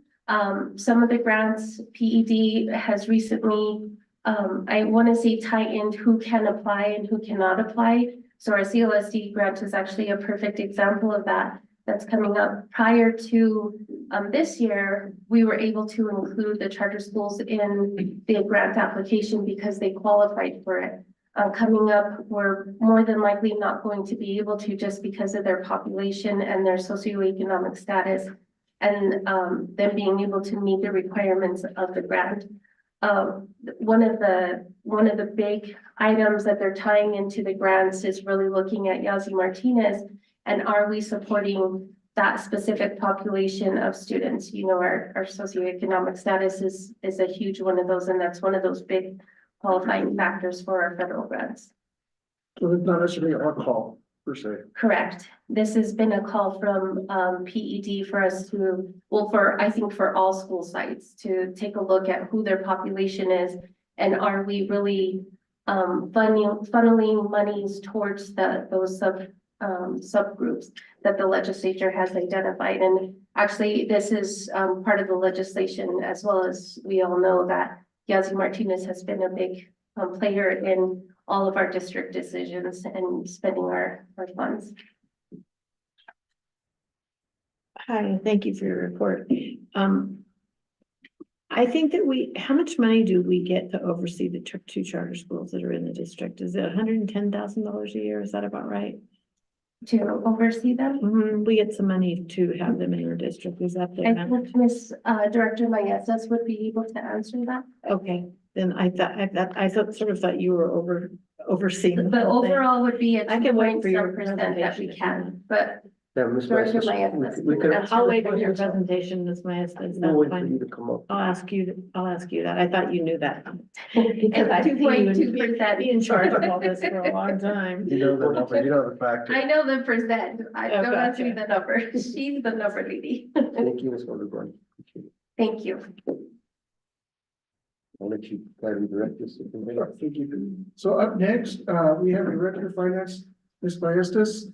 And so what she is going to present is an overall how our relation for the district to charter as it relates to the questions about finance and some of the oversight that we have in particular areas. Okay, Correct. thank you. Good evening, President Flores, Vice President Spray, members of the board, Superintendent Dr. Layton. Dr. Layton has asked us to present today, just kind of an overview as to what our part is in the charter schools or what we do for them. So to start off, you know, do you have my stuff? Yeah. Okay, so the first one is an allocated. We play, how should I say, like the good cop, bad cop, I guess, with the charters, just because there's a lot of compliance that has to happen in order for us to get them the funding that they receive. So first thing on the PowerPoint is any allocated SCG money that we receive upon receipt of the SCG funds from New Mexico PED, we have to process the allocated amount to the charters. They get a little upset with us only because it's just all contingent on when we get the funding. Sometimes we get it the 10th, sometimes we get it the 15th, sometimes we don't get it to the end of the month. And so they have to learn to be a little bit patient with us because it's just all contingent on when we get the money, then we turn around and give them their portion of the money. And SCG PED puts out a spreadsheet as to what their allocated amount is, so they decide what they get. I didn't bring numbers, I could probably brought you guys numbers from for this last month.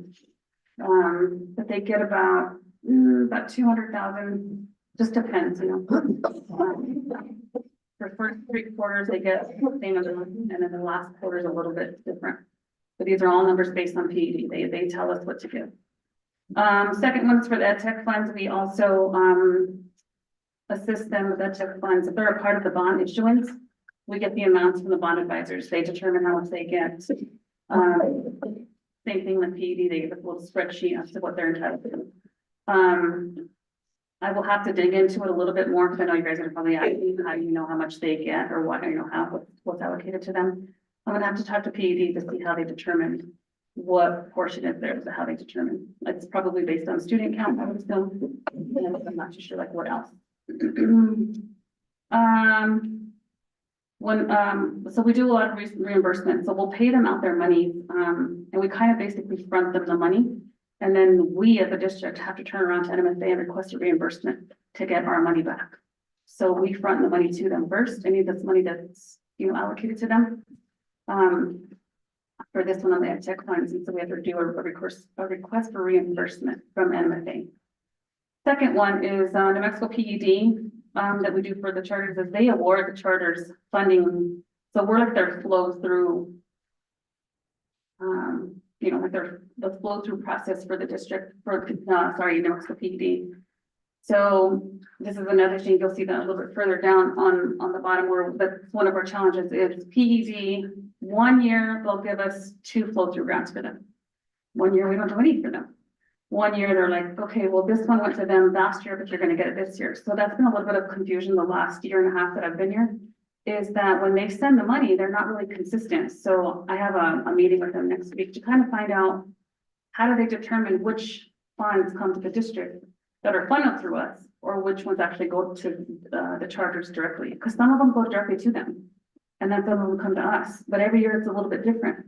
So that's the piece I want to fix with PE to say why, like how do you determine what year, it should be like the same, you know, if it's all sped, you know, any kind of money that they get, they should be able to say, okay, every year you're going to get this amount, you funnel this for the charters, but that's a little bit of a mix up or like a disconnect, I think, with PED. They may have a reason as to why they do it that way. So that's one of my challenges. So I'm working with the PED just so we can kind of say, okay, what do we expect next year? Or, you know, how do we know which ones that we're getting? It's on their enrollment count, but just like us. Mhm. Like, you know, you have head count, student count, you have where the state revenues are.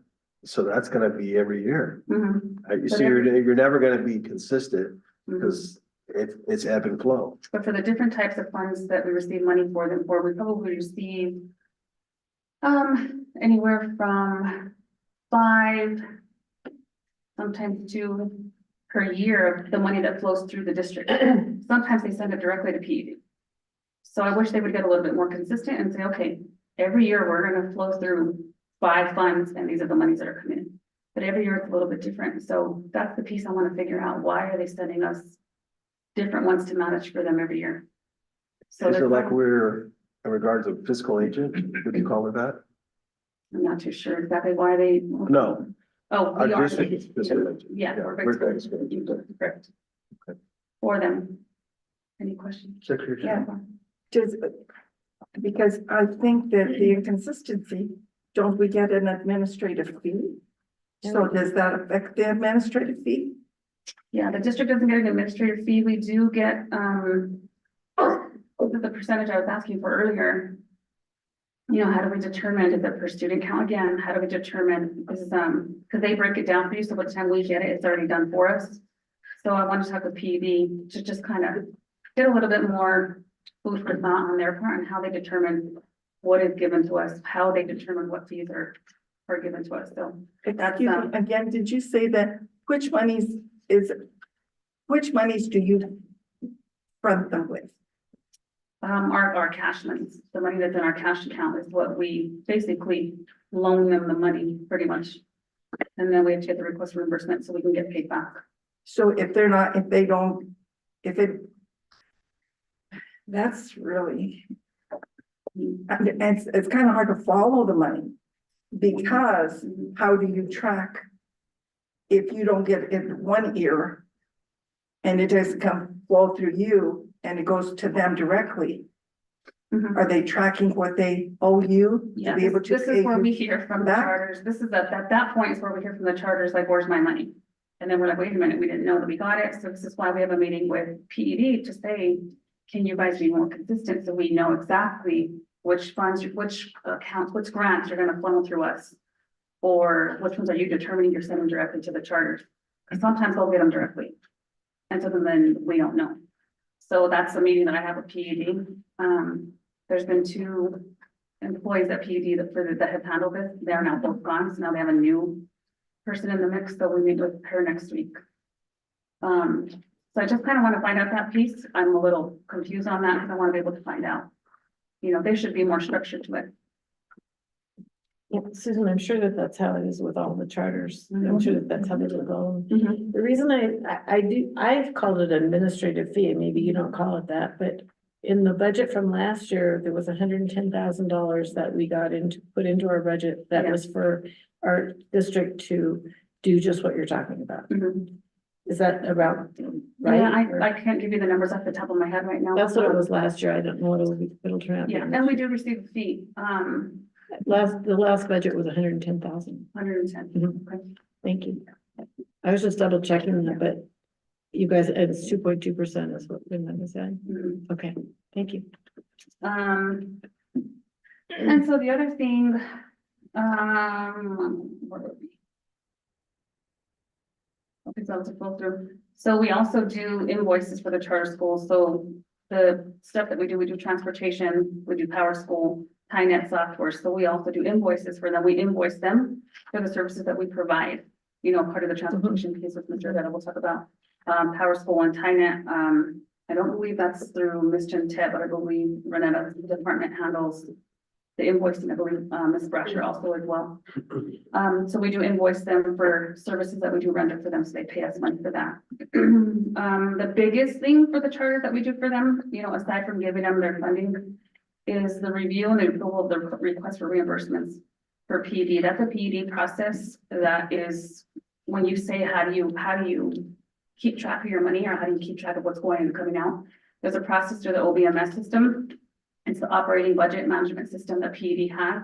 So in order for us to get our money back, we have, the charters have to go in and into the system. They upload all their expenses with the expenditure reports. We have to review them. And that's part of the piece that Ms. Number was talking about earlier, how we're having to review all their expenses and expenditures to make sure that they are in compliance. They are buying what they're allocated to buy and stuff like that. So they have to go in and upload all the reporting, the amounts, what they spent. Now it's mandated for PED that you do it monthly. So before they weren't doing it. So that was a little bit of a struggle and a challenge that we were having with them, where they weren't getting it to us in a timely manner. We were trying to approve and pay, but then they weren't uploading. Now it's mandated as of October, I believe, of 2024, PED mandated that you have to report on a monthly basis. So anytime we spend money on grants, anytime they spend money on grants, they have to get it to us by what did we decide, the 10th? The 5th of every month for them, and then we push it to PED by the 10th of every month. Therefore, our grants and our balances and stuff are balanced, because if they don't submit to us on time, then all the numbers kind of are off. for in the next couple of months.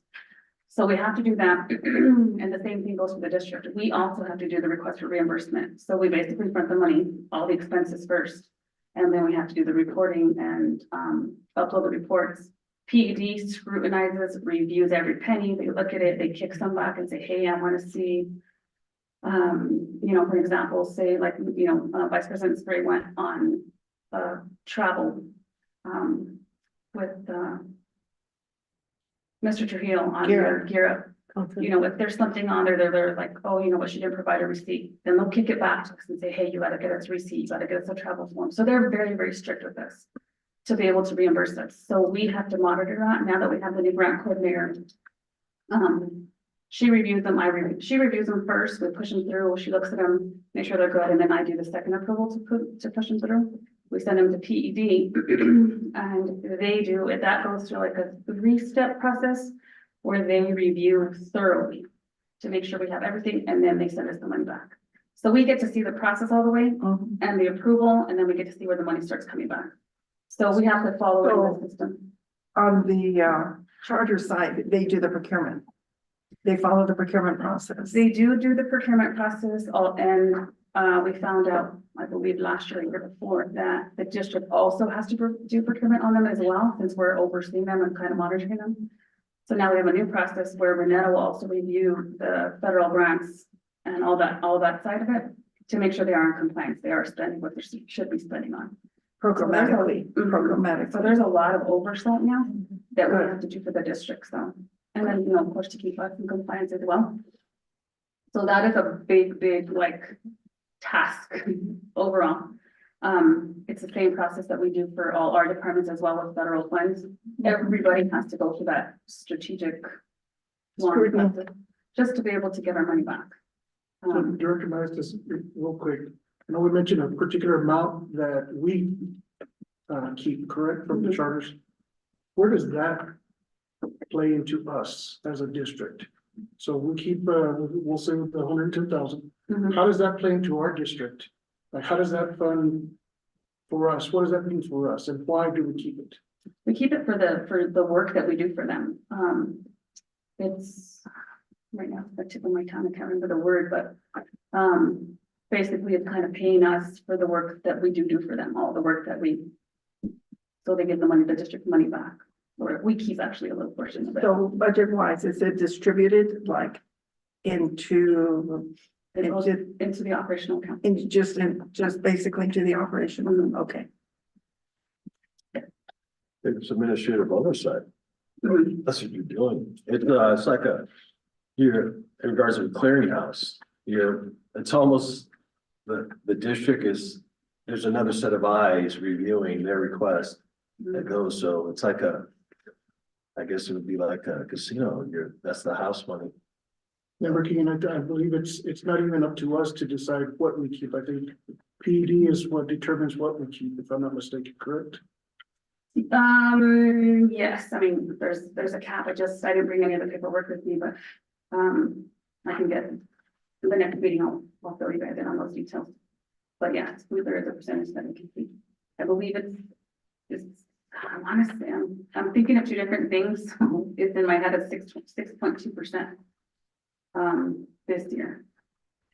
Don't say till you know. Yeah, I'll get back with you guys next board meeting. So do you invoice that 110,000 in increments, or? We don't invoice it. We keep it before we would send it out. So you're not. You have a formula that you use? We're fronting the money as far as the RFRs, because we have to pay the charters the money the minute their RFRs come in. Right. We review them, make sure they're good. Renetta looks at them, reviews, signs off on them, and then we make them a check. We keep the copies because we have to be the reviewers and the approvers of all that, because we found out that PED doesn't look at their stuff at all. I was shocked to hear that when I found that out. So they don't oversee them at all. They're essentially paying you to do it. For us, they do. But for the district, they look at everything that we spend. But for the charters, they don't, because we're the ones reviewing and approving. So to them, they're just paying what we tell them to pay. Whatever we agree that is goods, we do have the ability to reject stuff if we have to. But so therefore, that's why I say we front the money in advance to the charters. And then we have to file the paperwork, whatever, to get it back from PED to us. What would it mean for the charters if we didn't front them? They wouldn't get the money, I mean, they would. Well, that's how the system is set up by PED. Currently, it's not Why would set you up. ask that question? Well, just to say, that if we didn't front them, because let's assume we didn't front them, Mhm. right? We wanted to go by the process of not fronting. How would it impact them? Well, they're giving us 110,000, so we have cash to front them and then we get that reimbursed. Unnecessarily. That money shouldn't be used to, that's totally separate from what, I think, what we're fronting for them at all. It has totally a separate, this is an admin fee, 110,000 is an admin fee, kind of. But that has nothing, you're not using that money to front them. they would need to It's try to just- operate with some. It's sort just of formal operating money that reserves. we're giving them ahead of time. They would need to operate with some. We formal basically give it reserves. to them in advance. They spend it, so they have, you know. They have Is the. it the state charter? Is it the Charter Act that sets up how this works or PED sets it up? PED. Okay. Mhm. So we have very strict rules to follow for them. And if we don't get the reimbursement back, then it falls back on the district. So then we have to make sure that everything we're submitting for them is correct and final. And that they have money Yeah, to operate. yeah. And just to then- be clear, I didn't try to imitate or indicate that we weren't in front. I was just saying, if we had the impact that it could have. Of course, Yeah, just so that. it would have an Just to impact. kind of reiterate the work that's going in to make sure that the charters are operating without having to worry about any of this component. We're the ones that have to worry for them. And I see why you asked that. Superintendent and Ms. Maestas, so in regards to that question, is it a requirement that we front the money? Mhm. We don't really have a choice. That's why they're under our umbrella. So that's how PED works. In a perfect world, I wish it wasn't, because we did a lot of work for them. So this is for them to cover their salaries, all the above. This is for them to keep rolling. Yeah, this is anything from salaries, expenses, software, I mean, anything that they need. You know, they have to, of course, follow with the grants, all the other grants are, you know, the allowable expenses, so they also have to follow it. So Nazi, what is Nazi's charter? Is it 20 years, 25 years? How long has it been? I think they're 20 years to charters. Yeah, well, yeah, I know charter, Renewable. house charters 20 like years. that. So, and then the other thing is the charters. You know, we have to make sure they're in compliance as well for the audit, because they are under our Towson School District umbrella. Anything that they do or don't do affects us directly in findings for the audit. So that's another Luckily, thing that they we rarely have any. Mhm. Luckily, they have been really good on that. Yeah. Which is us doing the oversight on the back end, and so we're always emailing them saying, hey, fix this. So, Can we wind up getting an audit finding if we didn't do our part for them? yes. Oh, yeah, sure. Mhm. So, I mean, I feel like we've done well for them. I feel like, you know, every now and then there's a little discrepancies or whatever, but, you know, they get a little upset with us because of the funding. Sometimes we don't have the SDG. That's the biggest complaint that they have. But we can only send it until when we get it. And PED is ready to send it to us when we send it. The minute we get it, we deposit it, turn around, make POs, sign it, and then we cut checks and we call them to come pick it up. I have a question. So. Do you guys have communication with them on a kind of regular basis so that they know your frustrations and you know theirs? We do. And you guys can figure that out together? Miss Hunter, her assistant staff, and then they have the VO group, so we communicate with all those people from both charters. So Jeremy. pretty much- Just so, I mean, see, I can understand why people, you know, communication could Mhm. save a lot of frustration probably. Yeah, so we get in contact with them. So for challenges, like I said, the only thing, the challenges that we see from the charters is from getting us the submission of the RFRs, which is request for reimbursement in a timely manner. And now it's a state mandate, so now they don't have a choice, they have to give it to us. So, I have an email to one of the charters right now for them to send us the RFRs. Do you have successes? We do have successes. I mean, they work really well with us. We work really well with them. They're pretty understanding when we, you know, email and call them. They're pretty fast. So I feel like overall we do well for them. even though we're the flow through and the money piece of it, we don't deal with the finance office. They just want money. They just want a check. That's a success for them. You know, they want the money. I know, I feel like Renetta and, like Lynn and, you know, a bunch of the other departments deal with them a lot more. But, and you know, the success is just that we're doing well. We're getting what they need. We're getting them the money on time. No findings. No findings. You know, they do have findings. They're not innocent. They've had a couple, but Yeah. not very many. Work in progress. Yeah, I won't say that, but yeah, I mean, that's a success story in itself where they have very minimal, which is good. But I feel like we play a role in that as well, you know, monitoring all the RFRs.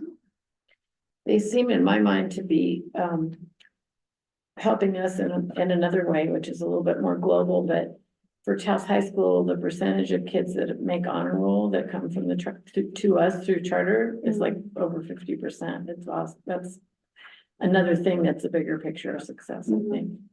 That they contribute a lot to our high school and the kids. The numbers. Totally. Thank you. Thank you. Any questions? Well, the only comment that I have is that, that I think what, revamping our finance and just maybe understanding the flow, how the money flows and what is required of us, and that we meet those requirements for the charters, and that we're in compliance with all our grants, and programmatically and financially, that it satisfies. We dot our i's, cross our t's on our end, and they will succeed, and we will be in compliance. They will be in compliance, and that's the only way government works. That is our main goal, stay in compliance. And even, but again, for you, it's been a huge learning curve. And we appreciate what you do. And again, to our staff, all our staff that works with the charters, because it's challenging in itself. But again, I think that when we've just kind of turned a new page here for the Taos Municipal Schools, and I think that compliance is a huge piece that we're looking at, and eventually it just becomes the norm. None of us look good in orange. I'm sorry, we don't. Even though we have Taos Tiger orange, none of us look good in prison orange. Yeah, that's right. I think I agree to that. Thank you, Mr. Ashford. Thank you. Gordon. President, but it's definitely, and if I may correct, it wasn't 2.2%, it was an actual just flat 2%. Thank you. Perfect. Thanks. 2%? Yes. Thank you. Well, up next would be Director of Human Resources, Esther Winter, again, and congratulate her, hopefully soon to be a grandma, or I believe Nana, maybe the right word, but I do have a summary of what she would have presented in relation to HR and our district with a charter. Her department does assist the charter with continuing licensure checks. She does licensure checks about 3 times per month. Sometimes, of course, depending on the month, could be a slower rate than others, but on average, it's about 3 times a month. She does have audit completion backgrounds, which includes HB 128. So one of the things in doing all this is we also have to ensure that our charter schools complete their HB 128 as well as their background checks. So the HR office will conduct audits to ensure that the compliance is there. And of course, checking to make sure that their school employees are the charters are respecting school employee rights.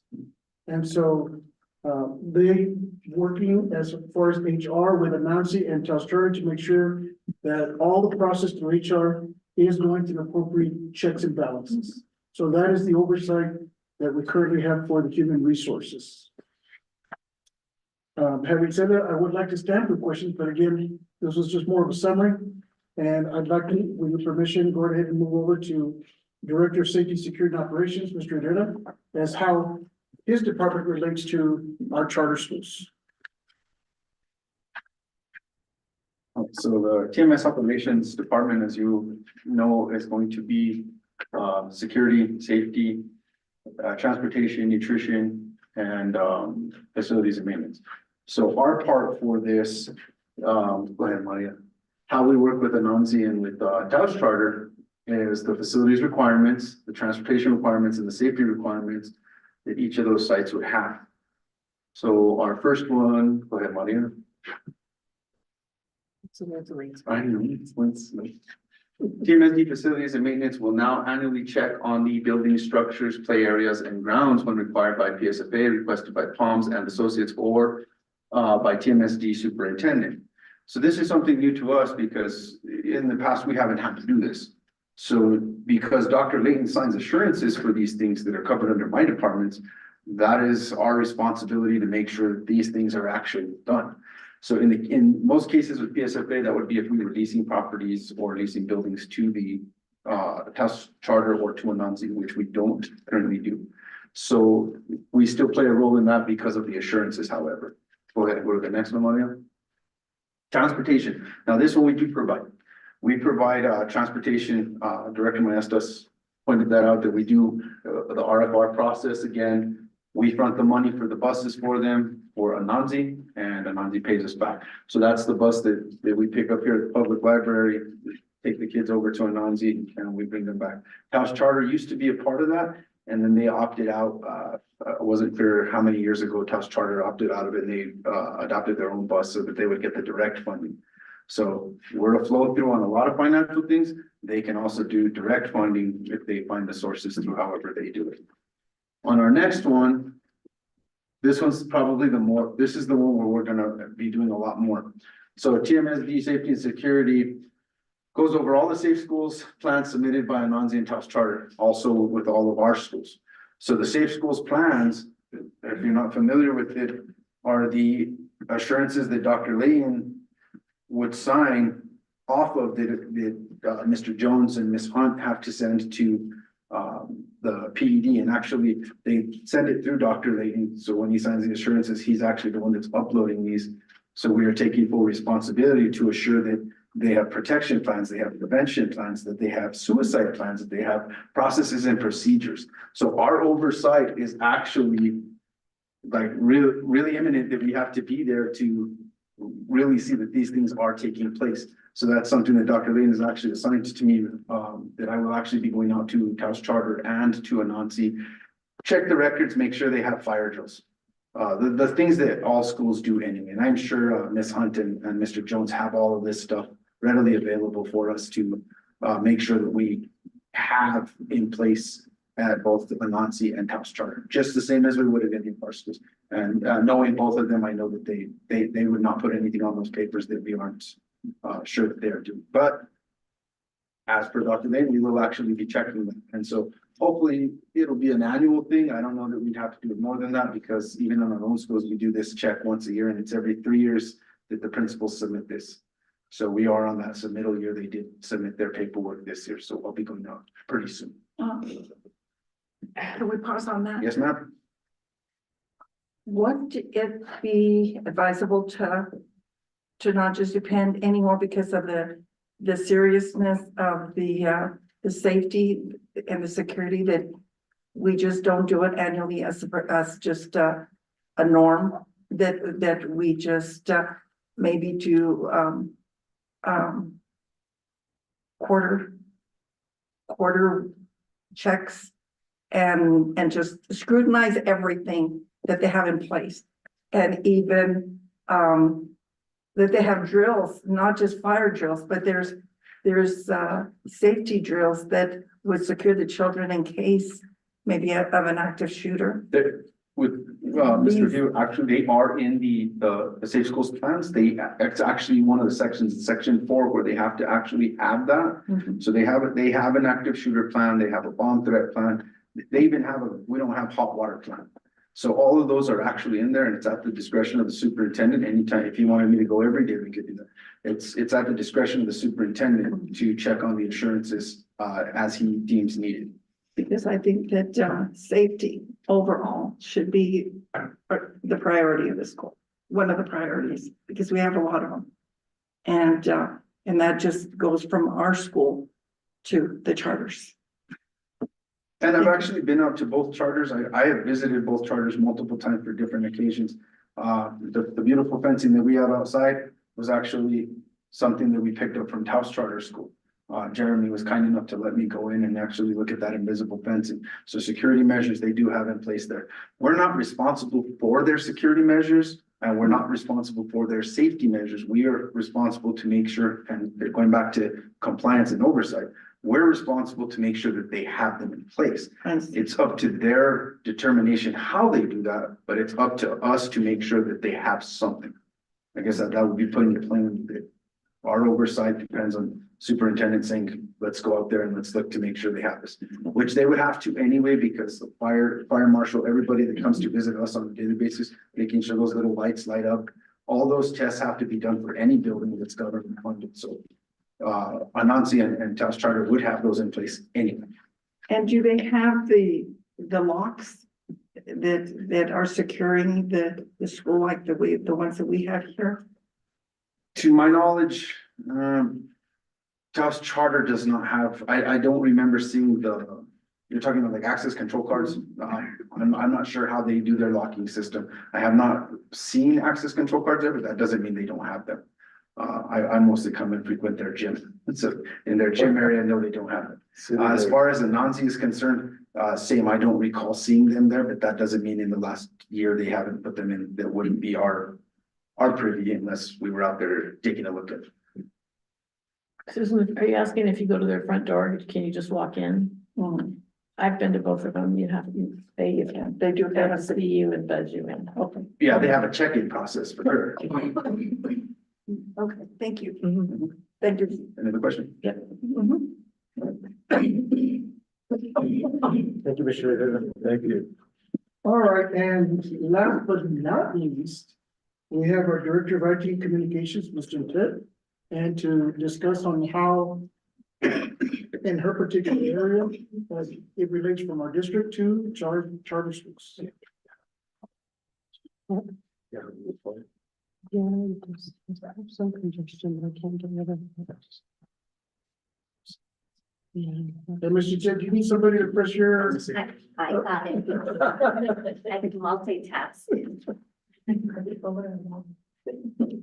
Good evening, President Flores, Vice President, members of the board, Dr. Layton, community members, colleagues.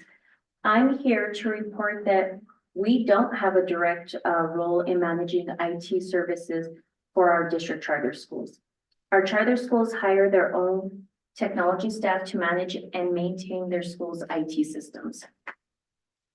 So if you look at this next page, this is the Go bond issuance that we have. If you see our district, we earn 62.53%, Anansi Charter 6.37%, and Taos Municipal Charter School 7.12%. But we don't oversee any of their services. We don't oversee any of their equipment. Mr. Ted, is that because it's not a requirement for bettors? It's something that we just don't do. You know what? I don't know. I believe it's just not a requirement. It's just not a requirement. It's not everything. So I stand for questions. You get off easy. Are you able to explain that factor as to where that come from? The 6.375, is Yes. that from our total, the top, or where'd you get that? So this is off of a $3 million bond issuance. Oh, okay. And usually Mr. Archuleta works with our superintendent and our finance director and actually our charter schools also. We all give them, this is what we need. So we all follow the same thing. But if you look at this, we spend 20% in technology infrastructure, equipment, software, licensing for instruction, replacement, and upgrades. 80% goes to technology installation, maintenance, support, and training services. So this is our contract services. These are our devices, any type of technology equipment. Anansi also uses the same thing that we do, and so does the Taos Charter School. No, my question was. Oh, sorry. No, I appreciate you explaining that. The percentage, you said it earlier, you answered the question, it came from a bond issuance. Yes. So that was my question. Yes. President Flores, members of the board, if I may. even though we're not required to provide services, we have supported them in the past by donating some of our computers, correct? Yes, so in the fall, you did approve transfer of government property of 75 devices to Anansi Charter School. Any further questions, comments for Mrs.? Not for Maria, but I had one other question for Marcos. I forgot to ask him quickly. It's very quick and very easy. Thank you. Thank you. Sorry, I didn't get it in before you sat down. I tried to. Thank you, Maria. When you talk about invoicing and someone for transportation, I'm guessing that means probably bus riding. Do we bill them per child or is it a flat fee per month or We how do do we do child, but that? we also get credit for the child. So going back to the big bank, us being the bank, the cool part is we actually get credit for the kid, but the cost to us is still we have to provide the service. So it actually counts for our bus count, our 80th day and our 120th. Oh, it does. So this is a positive for us. So do we charge them also a flat fee for having their kids on our bus or does that just, You know, okay? It's, That's it just would absorbed. act as if they were a branch of us and we had Okay. to provide it. Got it. Okay, thank you so much. I was curious about that. Thank you. Thank you, President Flores, for forgiving me for being out of order. Superintendent, any further comments? I just wanted to compliment the cabinet because it does take a lot of time to get into a deep dive. But I also wanted to thank the board for asking a good question, which was, what is our relationship, right? And how does it work? And because there could be some either perceived notions of how we work or some thoughts of how we're supposed to work. But by allowing us to do this, we've also uncovered some steps that we should be taking. And so that provides more clarification and better communication and also the connection to our charter schools that we do oversee. Thank you all. Appreciate it. Thank you, Superintendent. Moving right along to item D is community schools, Ms. Renata Mondragon, Associate Superintendent, and Ms. Martha Romero, Minos Garcia, Community School Site Coordinator.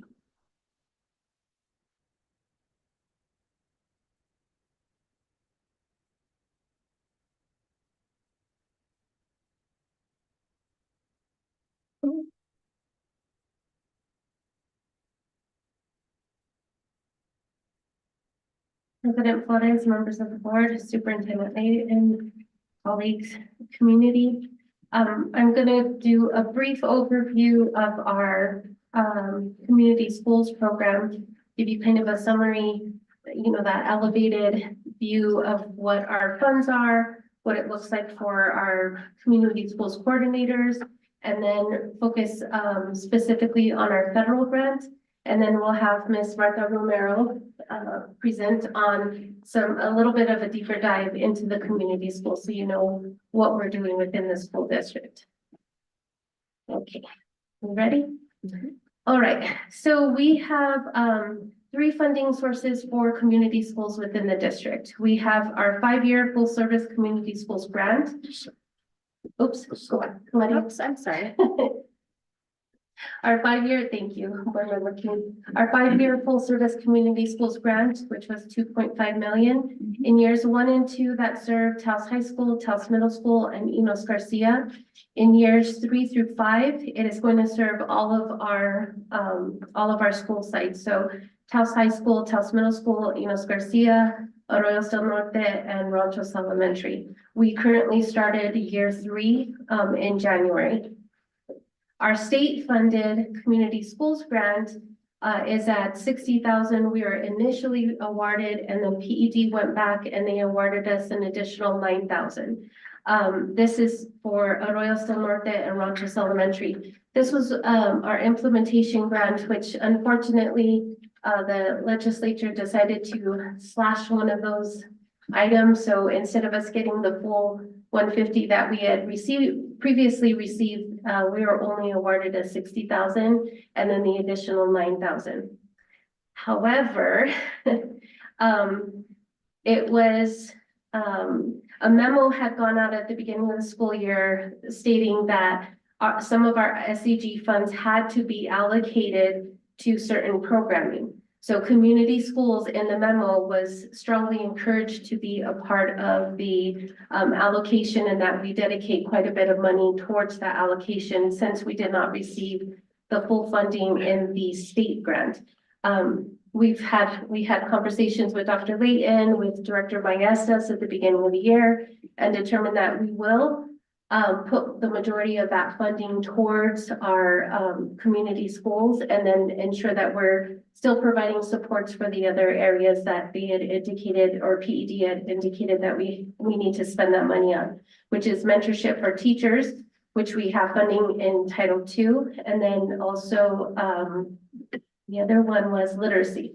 And we have funding through our CLSC grant in Title II as well. So we're able to offset that and allocate more money. We also looked at providing some funding for interventionists for math as well. So we're strategically budgeting that SCG allocation. So far with our, I have it here somewhere. We've expended out, I don't believe I put it there. My apologies. It's in my email. Ms. Montague, Yes, sir. is the SCG, is that state educational grant? Yes, it's our allocation that we see, Okay. the that's that equalization. Equalization. Yeah.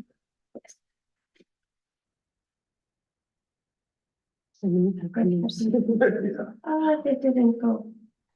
Well, I'll let you know, with our federal grant, we were allocated 738,000. We did receive a reduction. This was one of the grants that had an initial impact, I want to say, with the concern of the administration that was coming in. And so the federal grant managers had called a meeting with all of us in, I want to say, December, and had let us know that because they were concerned about what the new administration would decide, they were looking across the board at all of the grant awardees, and they were looking for carryover and how they were going to not give us as big a hit as they were thinking we were going to take. So we had a $250,000 reduction. I will say though that our carryover is quite significant. We had a $15,000 carryover. And we're holding on to that. Well, not holding on to it, but we've had struggles on filling positions, as we all know that was a struggle. We've recently been able to fill the coordinators positions, which will take away that money. Our district director, we had one for a year. We didn't have one in year one. We had one in year two. We're looking for one in year three. Right now, I am that person.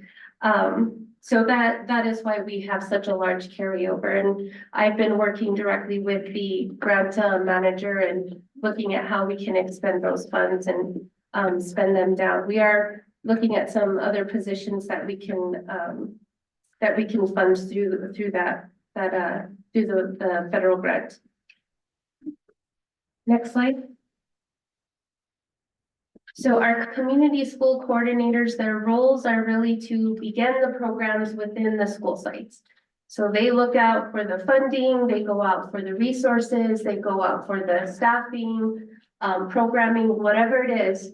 They bring it into the school district, and then their next step is to find any community support that we may have out there. Like really the Taos Community Foundation and the summer program that we put on last year, that was them collaborating together with the school district. Once the community school coordinator gets that programming in place and the staffing in place, they need to make sure that the program is up and running. And that's what they do. But then we're looking towards the lens of sustainability.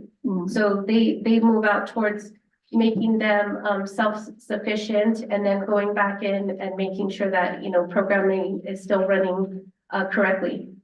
Their other responsibility with the programming is to ensure that there's data collection for each of these. We have a scorecard that's due March 2nd or 3rd. I think it's March 3rd. It's a huge report that the district needs to complete. One has to be completed for each school site. And then one has to be completed at the district level. So we're all working together to gather that data that's required for that.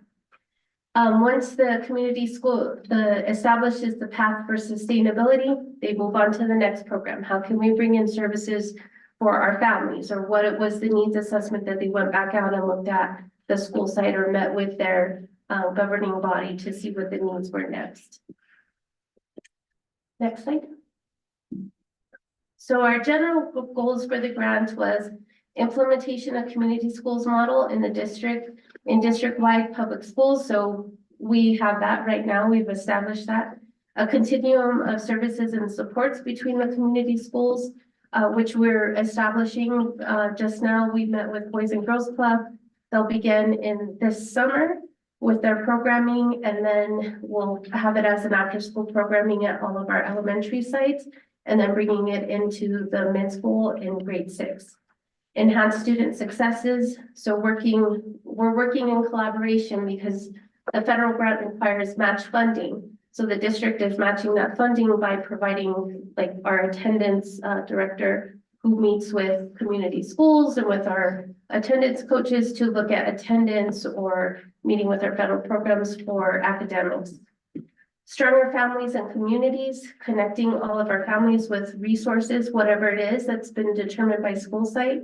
And then food sovereignty program. These are the greenhouses that the school board approved, and working with Ms. Micah and the IDA Foundation and bringing in the growing at each of the greenhouses within the school. So we have greenhouses at each of our school sites.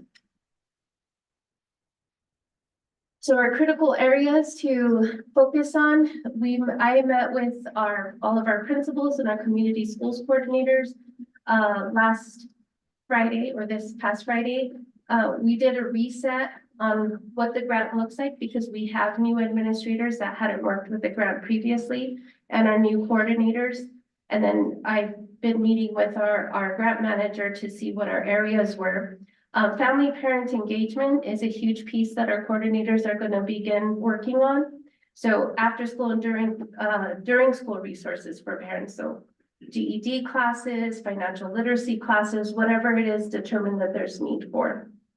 Supports for our EL families, our English language families and guardians, and to ensure that the school coordinator is working to build a sustainable model, meaning coordinator finds the resources and then hands them off to an individual or community member to take over. After school programming at all school sites, we've done a wonderful job at our elementary. We're working with our mid-school and high school to get those up and running off of the ground. And then our home visits to families to start outreach for them. That's been a struggle with our community going out to homes. You all know you've got to call first and know who the person is in order to be able to go out. So starting to work on that piece for our families. And then working with the district to integrate district resources. So not just going out to the community, but also looking at how does our homeless funds tie into this, or how can we use our rural and low income funds to support it as well. With that, I stand for questions.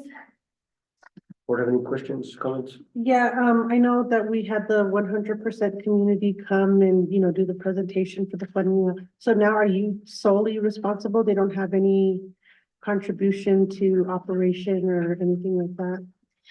Correct. So 100% community schools is really one of our partners that we work with.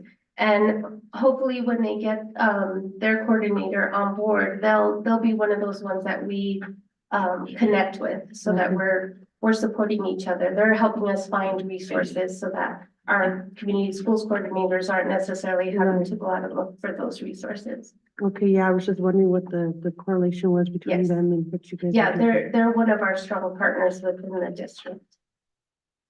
Thank you, person. Yeah. Mrs. Wilfredo, I should say superintendent, so is the boys in school, the Boys and Girls Club, is that this summer you said, and for elementary? Yes, we just did our site walkthrough for safety, and we were approved for Ranchos and Enos. They're gonna start the soft start at those two schools, and then we'll move into Arroyos and then the middle school. We're really excited for that because They're going to staff it fully. We don't have to worry about the funding piece on that, they take care of all of that. The programming is all on them as well. We're just really providing the services and the students. So what type, is there a format? Have they shared with you what exactly the summer? What it'll programs look like? The initial that we've received is, which is wonderful for our families, I'm gonna say. Director Herrera had brought this up and it was a really good question. Our families have usually had programming, and last year we had this also, and with our community schools, you're required to attend all sessions because we have such a huge waiting list for students wanting to come in and families needing to utilize those resources. So if you weren't going to be able to attend 100%, then you were needed to give up your spot for somebody who was going to. With Boys and Girls Club, you just sign up for the program. If you need it one day and don't need it the other 3 days, that's fine. If you need to go all 5 days and then you need to take 2 weeks off, that's perfectly fine for them. As long as you sign up for the program, they'll be able to accommodate families, which has been a need for our families because they do go on vacation, go camping or whatever it is. And now they'll be able to do that and not worry about, I lost my spot. Oh, Vice President, Spring, thanks. and then Secretary. Thank you, President Flores. Thank you again for the, I had a few questions. I'm gonna start with kind of backwards. The last slide you had, I can't remember what the heading was on the last slide, and you don't have to get it. It was like Our critical areas. critical areas, that was the word, yeah. One of them was family engagement. Was there not? I'd like you to speak a little bit more about that. I thought there was specific money in these grants for that, for family engagement, and I'm wondering why that's a critical area. There is money available for that. However, when we were looking at what programs and services were being made available to families, we weren't providing or going out and seeing if families needed GED classes or the financial literacy classes, specifically what classes have been provided to those families. When you say we, do you mean the district or the coordinators aren't doing it? At the school sites, and I'm going to say we because we're all responsible for it. I see. But typically you'd have someone that's working within the community service system go do family engagement, Correct. is that correct? Correct. Okay, and do you yourself meet with the coordinators? Are you the person in the district that kind of meets Yes. with them regularly? Yes. You do?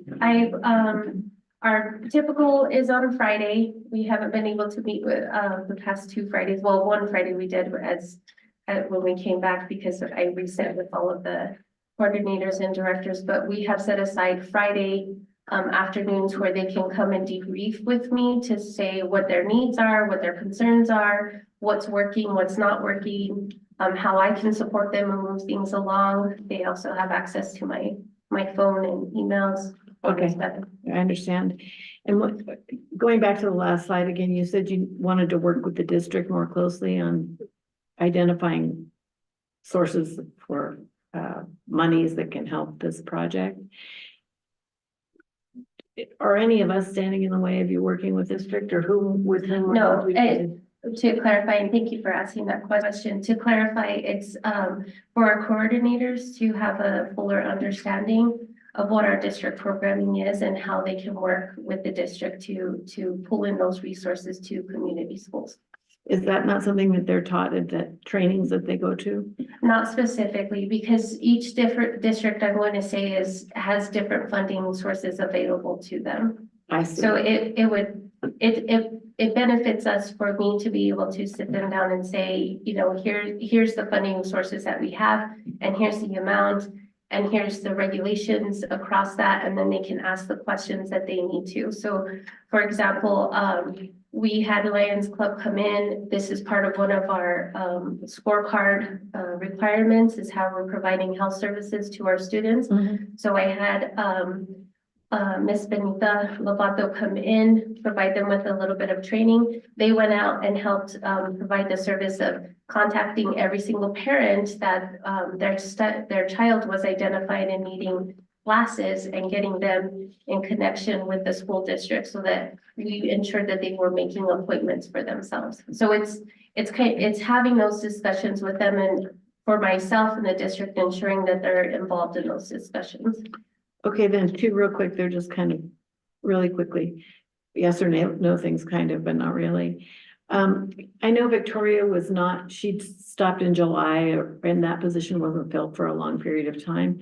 What happens to the money that was set aside for Victoria during that time? Where does that go back into the general fund for the grant? Correct. So that's where our allocation has grown because we have that money sitting That's in where there. that 515,000. And we have, we put out for the position for people to apply. We had one applicant and unfortunately, I want to say now that they turned it down. And so, working with the grant manager, our national grant manager, they're putting that grant application out or the job application out to other feeler sites to see if we can get applicants for that position.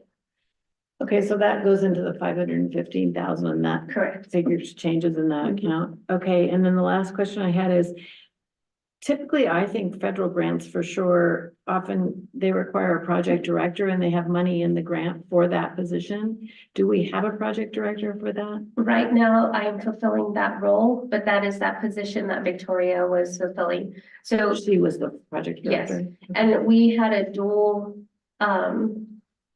role for her where she was not only filling the federal, but it also met the state requirement that if you have 3 or more schools within your district that has, a charter in it, that the district has to oversee it. But again, this goes back to, we need PED to clarify what that oversight looks like for the district coordinator.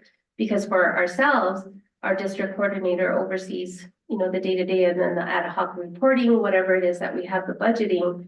But it should look differently so that the charters can maintain their autonomy. You mean the community schools? Or the community schools. Yeah. Or the charter schools actually to maintain their autonomy Oh. because PED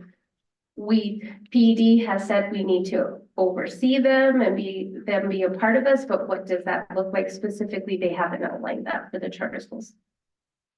Okay, but you're gonna get that Yes. answer? I met with them on Tuesday and they're looking to get me that clarification. We asked for it last year, when we had met that over 3 and, we still hadn't been provided that. So I'm very hopeful with the new, directors at PED that we will receive that guidance. Okay, thank you. Thank you. And my question was, you mentioned a match. But I believe that it was, I can't remember what the term is for that type of match. It isn't a dollar match. It is In kind. the in-kind. There it is. So in-kind, who is our in-kind match? We have several programs that would be considered in kind. So the district is one of them. Okay. Because we're providing the funding for those. So that's one of those. And then looking out to our other programs. So Taos Behavior Health is one of those in kind. Boys and Girls Club will become one of those. Just off of the top of my head, those are the ones that I can name. And would then our financial oversight or admin be considered in kind too? Correct. You use all of that. Okay, yeah, thank you. Ms. McDonough, I have a question. So as part of the requirement of the grant, we need to have an outside evaluator or? Correct. And we do have our outside evaluator who has come in and done their evaluation. We'll have to put them, and this was my mistake for not getting them on this February 5th. So we're gonna ask that they attend the next board meeting and give out their evaluation. The evaluator also, after working with our federal grant coordinator, has put some specifications around what our evaluator needs to do. And one of those is helping us with the reporting piece on the scorecard and looking in that area and then really becoming a collaborative partner for the school district. No further questions. Thank you. So then we'll pass it on over to Martha.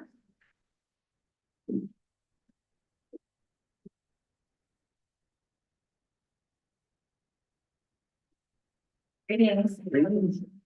Superintendent, President Flores, Vice President Spray, members of the school board, administrators and community members.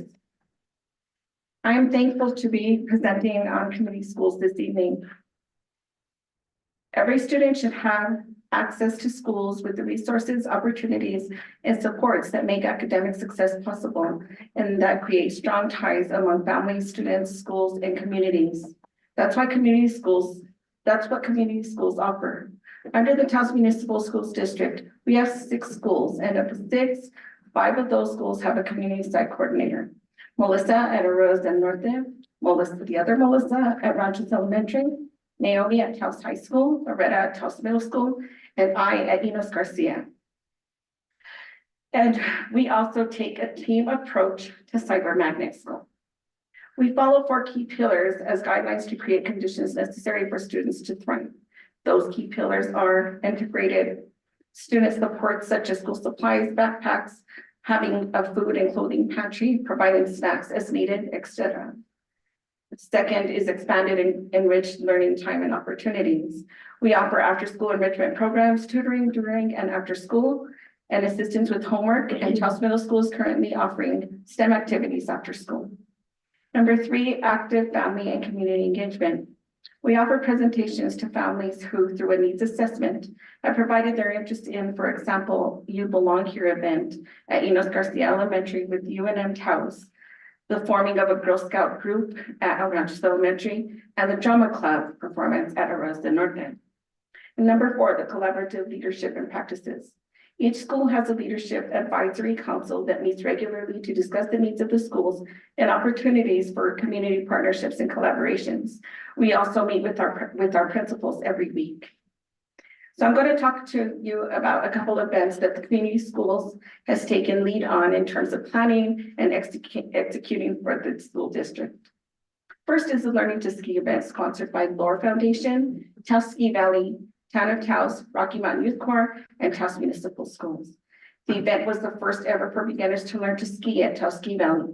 We have many students throughout our district that have never skied before, so this was a great opportunity for students as young as 6 years old, all the way up to seniors in high school to visit Taos Ski Valley and try their best at skiing or snowboarding.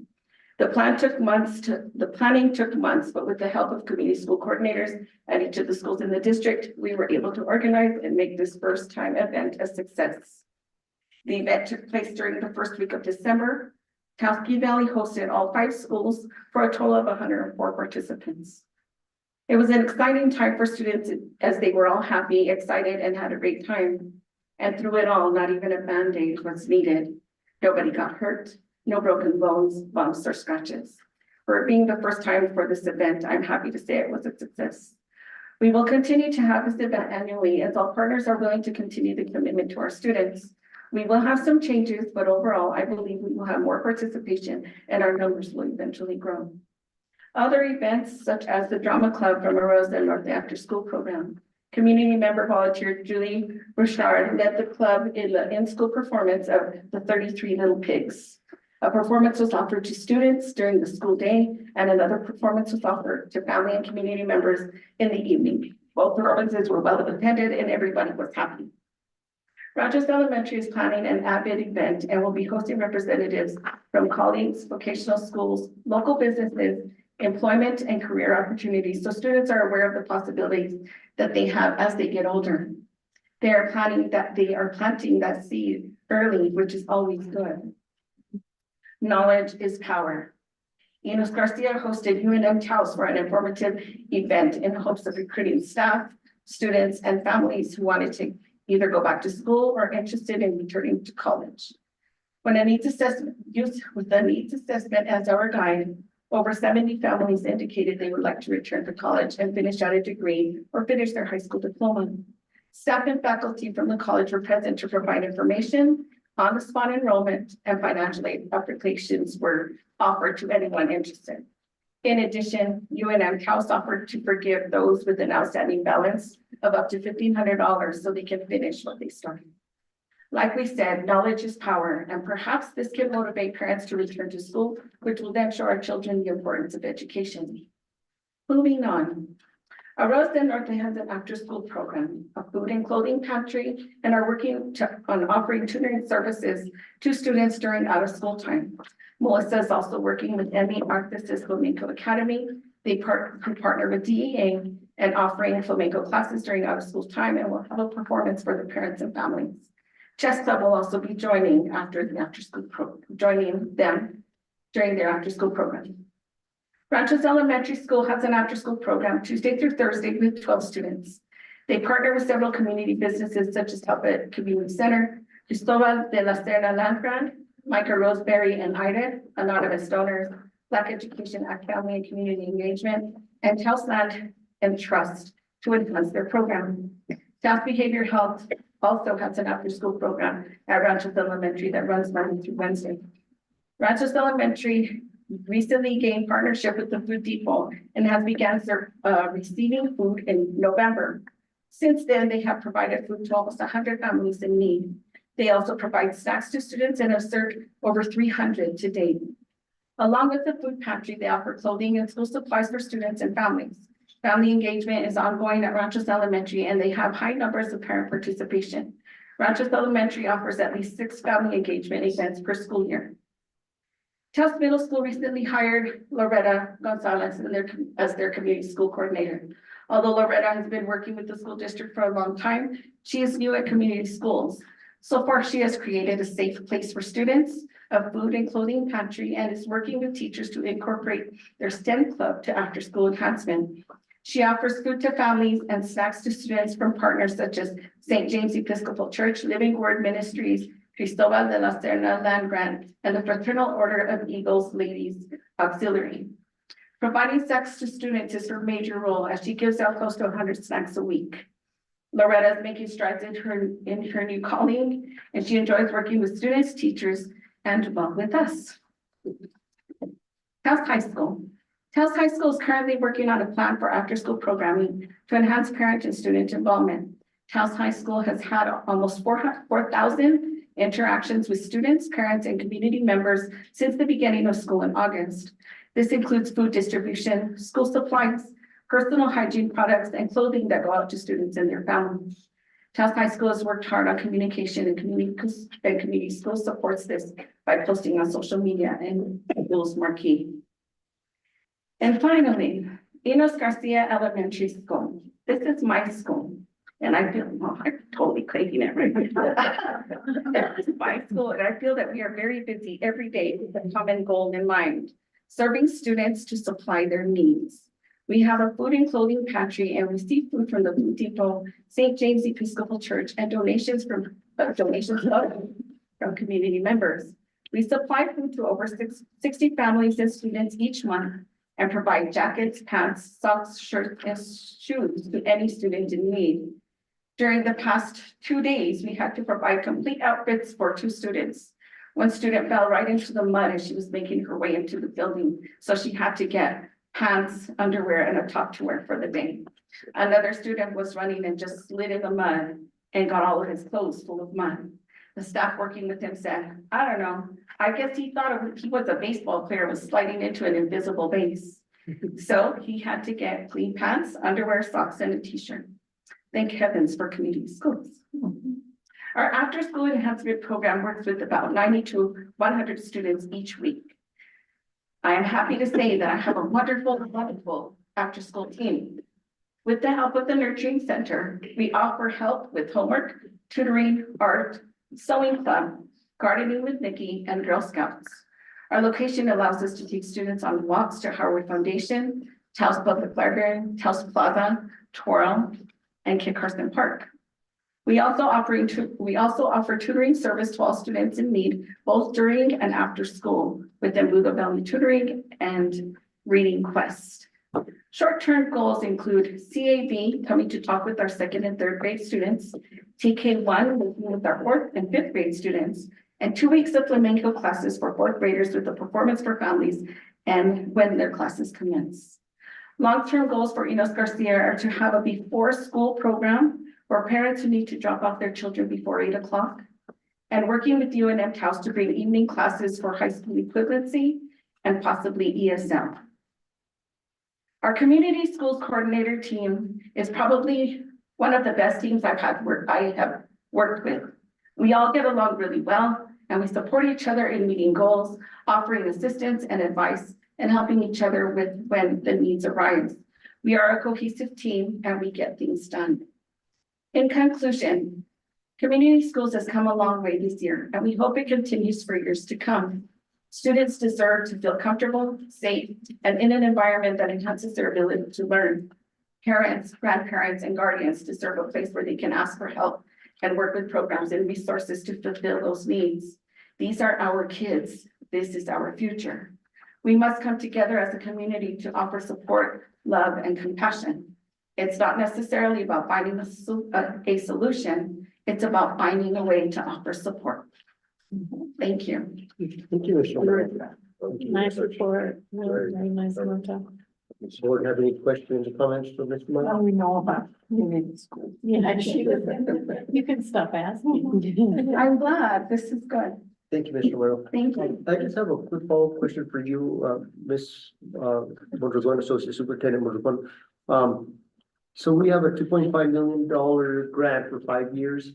What is the plan when we reach year 5 to continue this program? So President Flores, this is where we're looking for sustainability within the program and really where our community schools coordinators are key in the sustainability piece.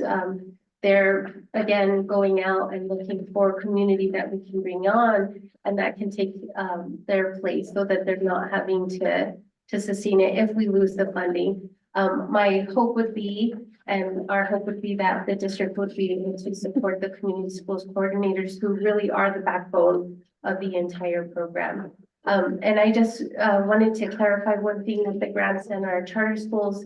I think it was some information that was put out there that we were potentially holding up some funding for one of our charter schools that had applied for one of their grants. And I just wanted to clarify because I had to clarify it with PED yesterday as well.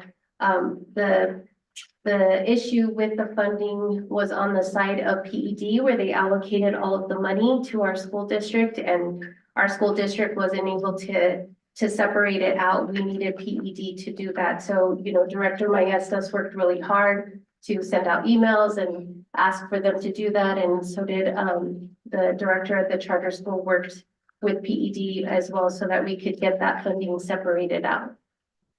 Thank you, Ms. Mondragon. Appreciate it. Appreciate you clarifying that. Okay, moving right along to item J, Superintendent Report, Dr. Daniel Layton Jr. President Flores, if I may, we still have one more presentation.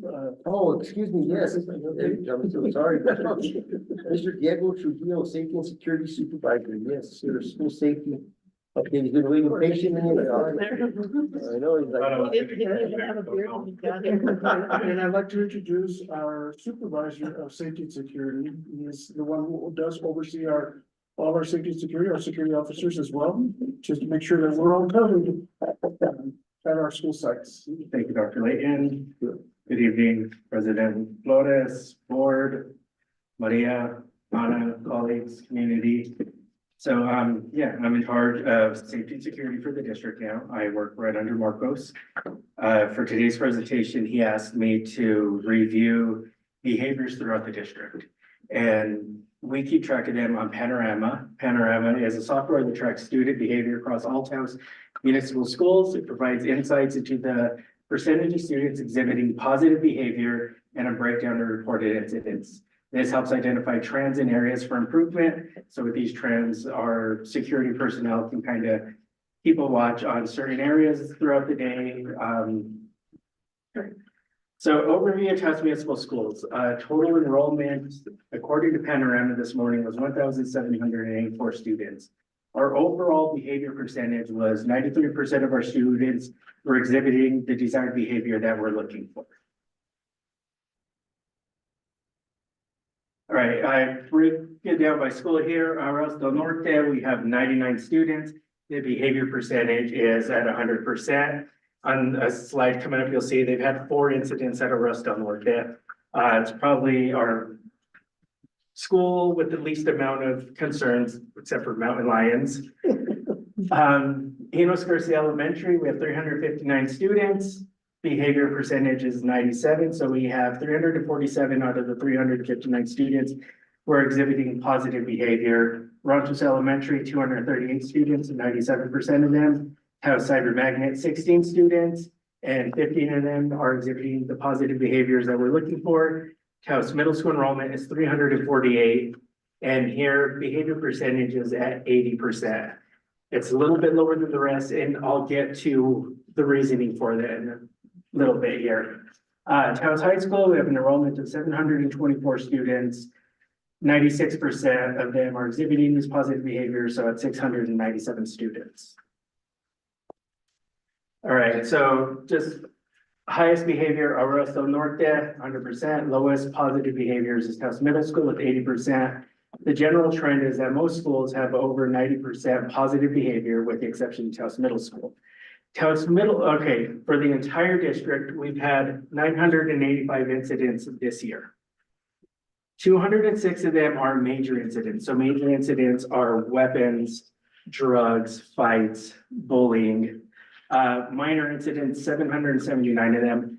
A lot of that, when looking at them, is cell phone infractions, misuse of computer, and just mischief in the classroom, not listening to the teacher, being argumentative. Those are the minor incidents.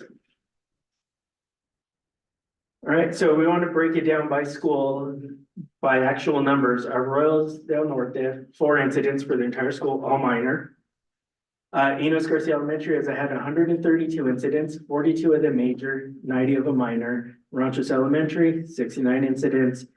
Taos Cyber, 5 incidents, nothing major there. Taos Middle School, 543 incidents, 91 major, 454 minor. Again, that's the school with the most amount of cell phone infractions. Taos High School, 232 incidents, 25 of them major, 207 of them are minor incidents. All right, in Panorama, when you're in there, you can actually break down the severity. It can tell you severity of the incidents. It can tell you what day of the week most of these incidents are happening, time of day, place, cafeteria, classroom, playground. So it's a really cool tool that we have in there to take a look at that. All right, so it tells you here, again, just breaking it down, pre-K, we've had 2 incidents, pre-K 4-year-olds, 15, kindergarten, 36, first grade, 27, second grade, 51, third grade, 19, fourth grade, 30, fifth grade, 29, sixth grade, 110, seventh grade, 270, eighth grade, 182, ninth grade, 92, 10th grade, 98, 11th grade, 40, and 12th grade we've had 15. Go ahead, Maria. All right, so upon first review, the data reflects that Taos Middle School has had the most infractions of any school in the district. But digging deeper and speaking with the administrators, the data we have currently in Panorama is not entirely accurate. So today, when I was working on my report, I went to Ms. Carla Martinez. Panorama is her baby. She knows more about Panorama than anyone. So I was like, I'm doing this report. Can I talk to you? Some of that seems off to me.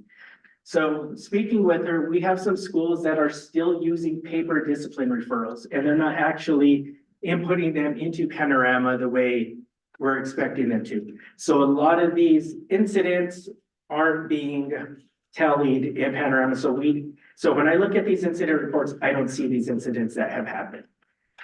So one thing I'm really asking is stressing the importance of all school sites to start using Panorama for all behavior incidents. So maybe that's a training Carla and I can do. I know Carla's already done a few trainings, but it's something we need to revisit to make sure that every school administrator is using these and they're watching them, making sure that they get input after they get, even if they're still doing paper referrals, they need someone to input them into the computer so we can keep track of all this. So we can look for these trends and we can try to get ahead of the curve and try to stop these behaviors. All right, next steps, all schools principals need to review all incidents and make sure incidents are entered in Panorama to accurately track incidents and help identify trends. This one I can attest to because I get a review of all incidents and not all of them are being reviewed by the site administrator. So it's something that we just need to make sure our principals and vice principals are really looking at. Enos Garcia has been really good about it.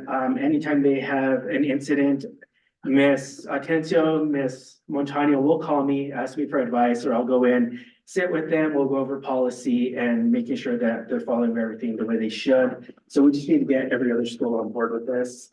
Adopt school-wide protocols, no paper referrals to ensure data is accurately entered into Panorama. So we can proactively address behaviors by using Panorama data to predict and prevent inappropriate behaviors. And let's follow Taos Middle School's lead. Taos Middle School is a model school for improving student support across the district by properly using Panorama. So they have restorative justice practices at the middle school, and this is the way they're looking at it and knowing who to work with and what they need to be working on.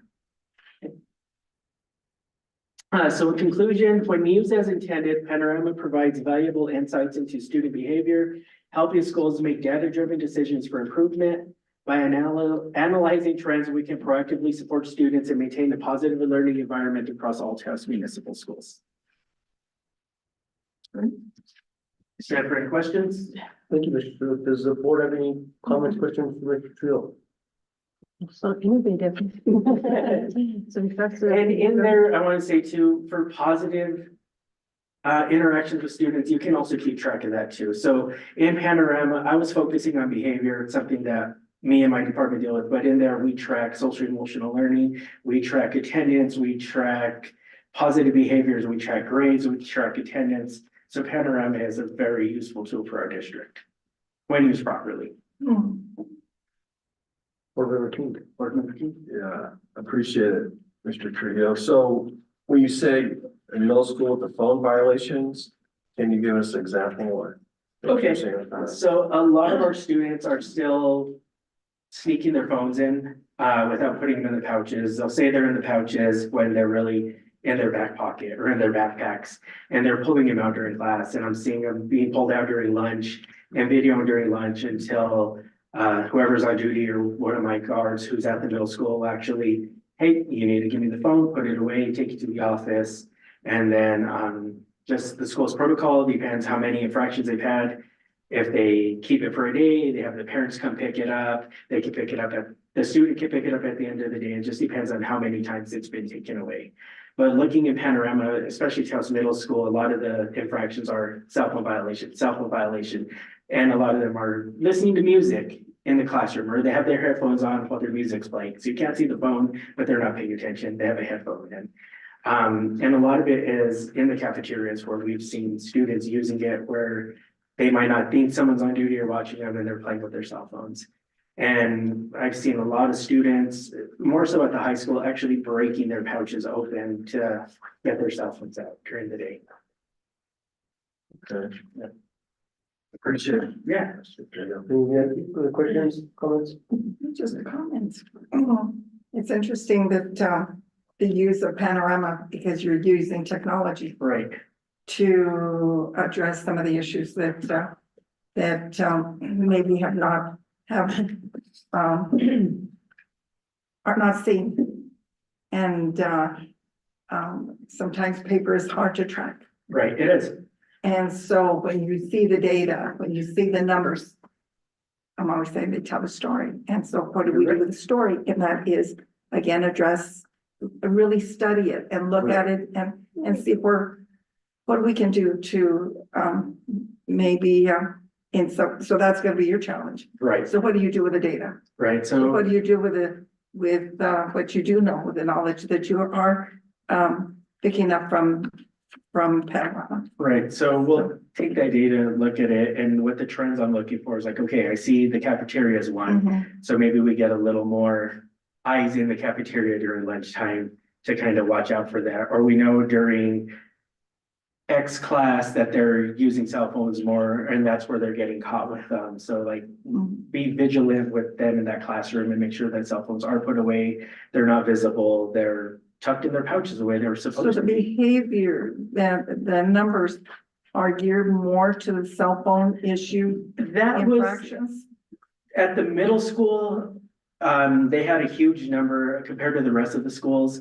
And it's that age group where I noticed a lot of them are cell phones. There are still other infractions. There's fighting, vaping, bullying, cyberbullying. There are, and we can track every infraction. I'm just using the cell phone one as one that I saw very common at the middle school. When going through my reports, I saw a lot of cell phone issues there. And that's why they were considered minor. That's why there were so many minor as opposed to the major incidents. What comes really kind of to my mind is the middle school, our children are very, they lend themselves to really understanding what is at stake. I agree. And I think that, that team that we have, that the students that did speak about, how they felt about the cell phones, that could be something that could be presented to them. And letting them understand what the impact is, what it is having on them.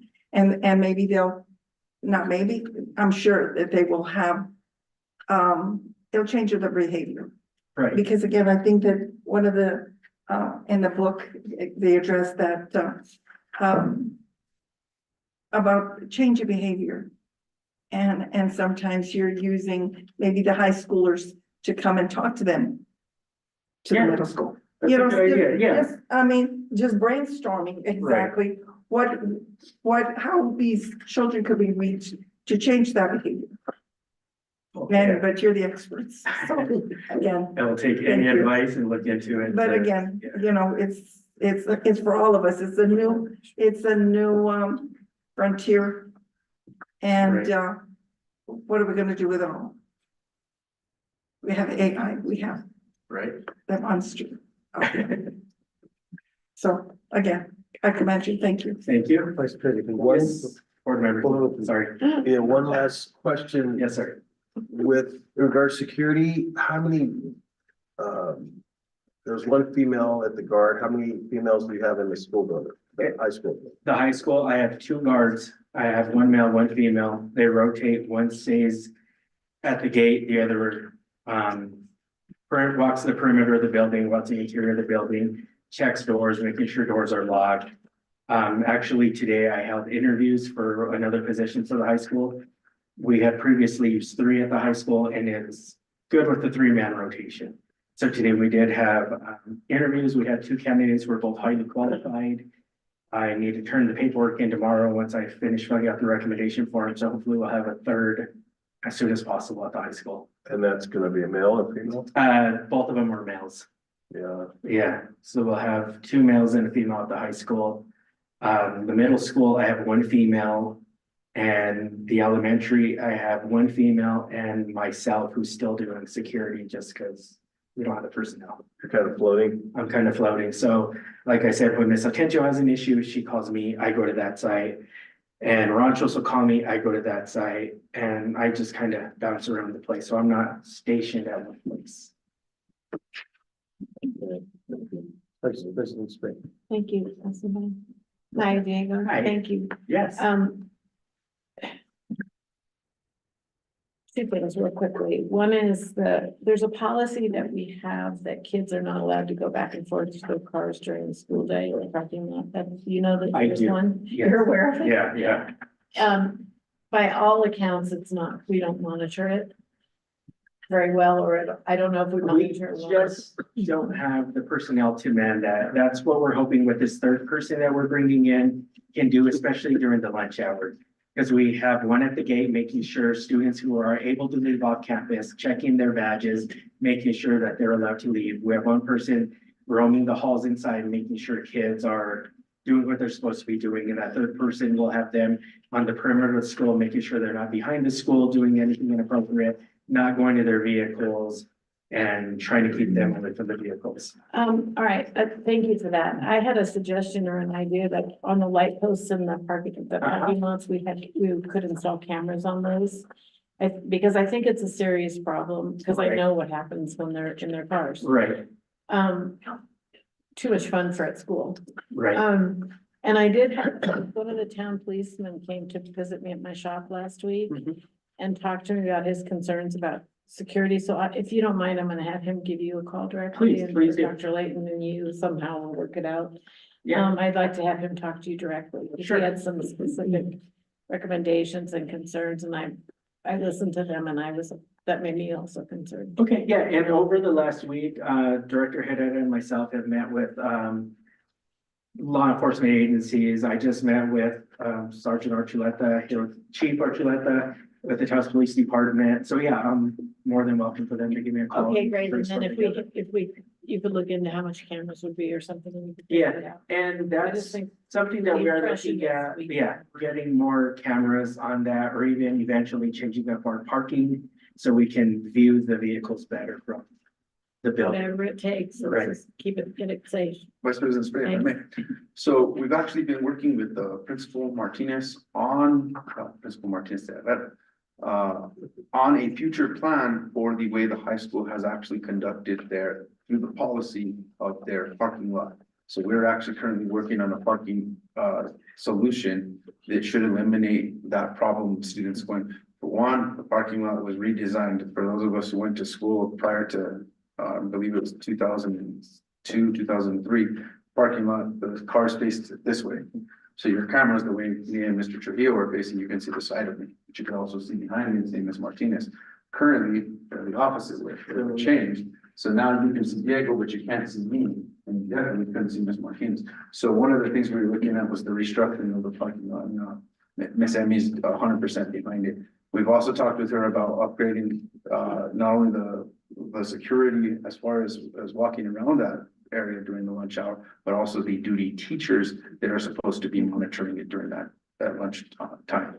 However, while we still haven't hammered out all the scheduling details because we still have an interior and we still have other places that she doesn't have coverage for right now, and he doesn't have coverage for, like you said, he's a person short. So as soon as those are all worked out, the going back and forth to the car thing, I believe we've already kind of put a stop to that. If you're not a pass and you're leaving, you're not supposed to be going through our parking lot during the day. I know you're not supposed to, and the parking lot idea is one thing, but sometimes parking lots are really expensive, cameras might be less expensive, I don't know, however you guys want to work it out and present it to Dr. Layton. Right. The other thing that I was told, which was just something I wanted to bring to your attention, and I will have to call you, was that apparently the metal detector at the front, the detector that people walk through when they get to school, apparently it's only monitored for like an hour and a half in the day, and the rest of the day people can just come and go there, Again, those through are there.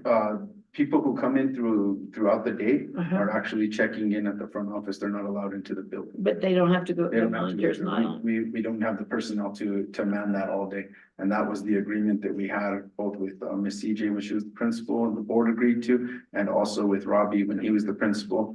And so other than having a personnel person, not only would it be security, but it would also be a staff member from the high school. They would have to monitor all that all the entire day. So the process that we have there is that you check in at the front office, that you made reference to Anansi having a doorbell that we ring. We have the same process. You come in, you're not allowed throughout the rest of the building. You're actually going to the office. If somebody were to walk away from that without coming through us, that would alert a lockdown or something of that nature. Is that a student that monitors that or an adult? It's supposed to be an adult. I would assume it's an adult. When I've gone through, I know it's Daniela. not only Danielle, but Mandy. Miss Mandy. Okay, well. Now, there are two student aides, I believe, that assist in the sign-in process. However, there is an adult there. Okay, well, like I said, I just wanted to not have any cops come to my shop anymore and tell me they're concerned and they're gonna go to you and we'll just pass it on and just Absolutely. tighten it up however you feel like, or you need to, and would you get back to us and let us know? There's some things that we probably shouldn't talk about Right. in public. You can't get into the weeds too much, but. And as Mr. Diego said, we've actually met with all the brass of all of the law enforcement agencies, and this is the first it's come to me, so. Okay, we'll have him it call didn't you. come from a higher up, which usually that's the chain of command that we follow. It usually goes through sergeant, lieutenant, chief, or deputy, Well, there's some, Undersheriff, there's sheriff. something going on, so you guys can figure it out and then get back, just make sure Dr. Layton he is satisfied. Thank you for the information. Thank you. Thank you, Mr. Trujillo. I just for some quick comments. Yes, sir. Thank you for serving in the role that you serve. I also feel we're very lucky to have you in your position. Our security and safety department is really involved to something that we are very proud of. Of course, there's staffing issues and, things that we have to address, lacking in camera in certain places and all of that. Thank you for your presentation. Very thorough. Appreciate the information. That panorama, I think is a great software system that we are able to track behavior. Very concerning to see the behavioral issues between the 6th, 7th, and 8th graders. And then again, this seems as though Taos Middle School is really utilizing panorama. And just a comment that maybe we need to somehow through Dr. Lane or the board, implement a process and procedure or a policy that requires, those other school sites, that it's mandatory that they implement them. So just want to commend you for your work. Thank you for everything that you're doing for our district. A great presentation and look forward to, the hard work that you guys are doing and continuous improvements. So thank you so much. Thank you, President. Yeah, it's nice to Appreciate see it. you in a new role. Yeah, thank you. See you again. Superintendent report, Dr. Lane. President Flores, Vice President Spray, members of the board. So for this, board meeting, I wanted to focus on recent issues that have gone on through our country. And at the same time, tie it into Foundational Goal 5, which is part of our strategic plan. And the first one I wanted to address was the recent U.S. Immigration and Customs Enforcement Policy Update. There is a presentation. You should have one in your packet. That's right. You should have the superintendent's report. Yeah. Excuse me. And so on the 21st of January, Department of Homeland Security did issue a memo lifting guidelines on sensitive locations, which included schools, churches as well, but in our purview, of course, the schools was very concerning. So on the 24th, after a review with attorneys and different law enforcement agencies, cabinet, I sent out a letter to the community regarding those policy changes and our continued commitment to ensuring that all our students are safe. I want to make sure and send that out there. The following Monday on the 27th, I called our cabinet as well as our principals together so we could review our district policies when it comes to interrogations, interviews, so on and so forth. Having said that, we reviewed policy J3400. And what you have in your packet is copies of what all law enforcement would have to do as a process and procedure for each of the schools. They have to submit a form. They have to submit a request as to why.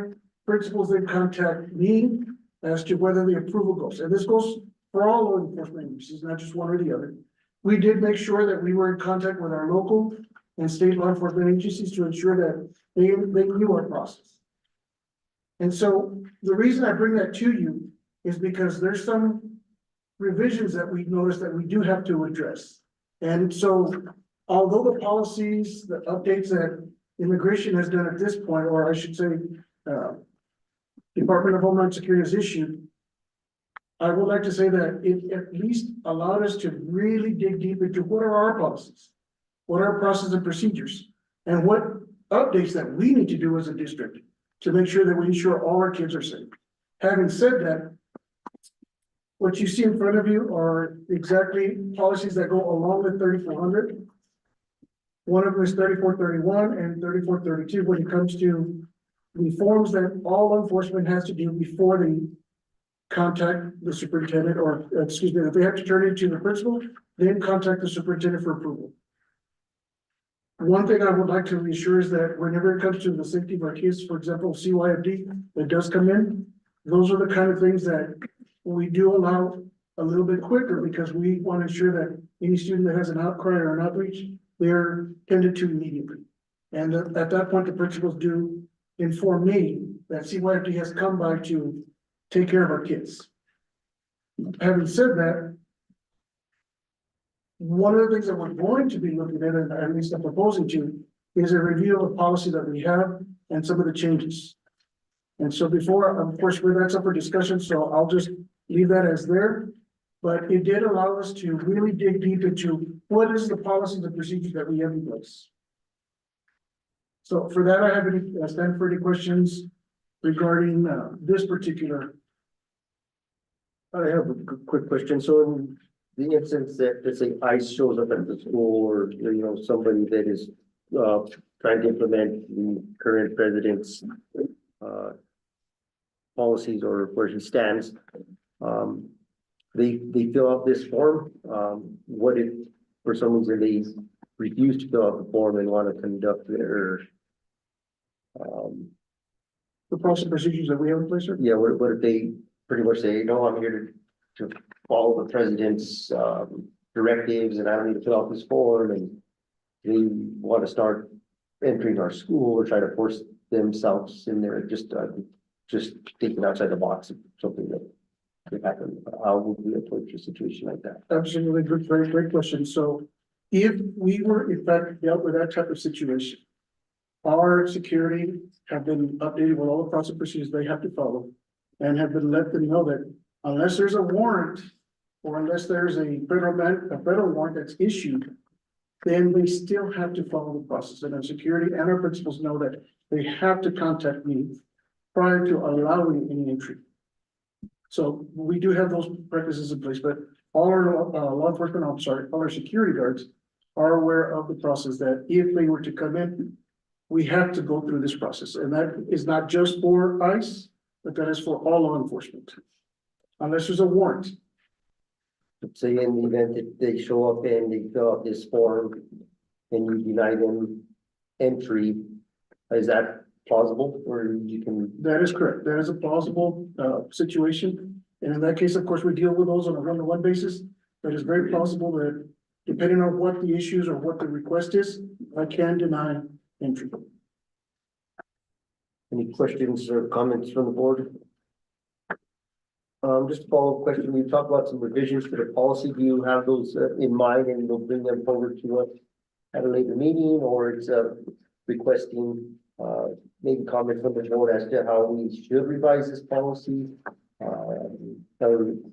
Or maybe look at what other districts' policies may be. Is there something that you have in mind, Superintendent? Correct. Board President, that would be in K, new business, A. It's a presentation and approval and discussions of revisions to the board policy itself. Okay. And so if the board deems as a collective that you do want to see the changes today, you can, as a board, say that you can move that because it's a need for our district. But that would be for a new business. So that's why I'm kind of holding back on presenting that yet. Okay. All right, if there are no questions from the board, go ahead and proceed to move forward. All right, so next up, we had a memo that went out by the Office of Management Budget that put a temporary pause on federal funding. This was, that went on the 27th. The pause was supposed to take an effect on the 28th at 5 p.m.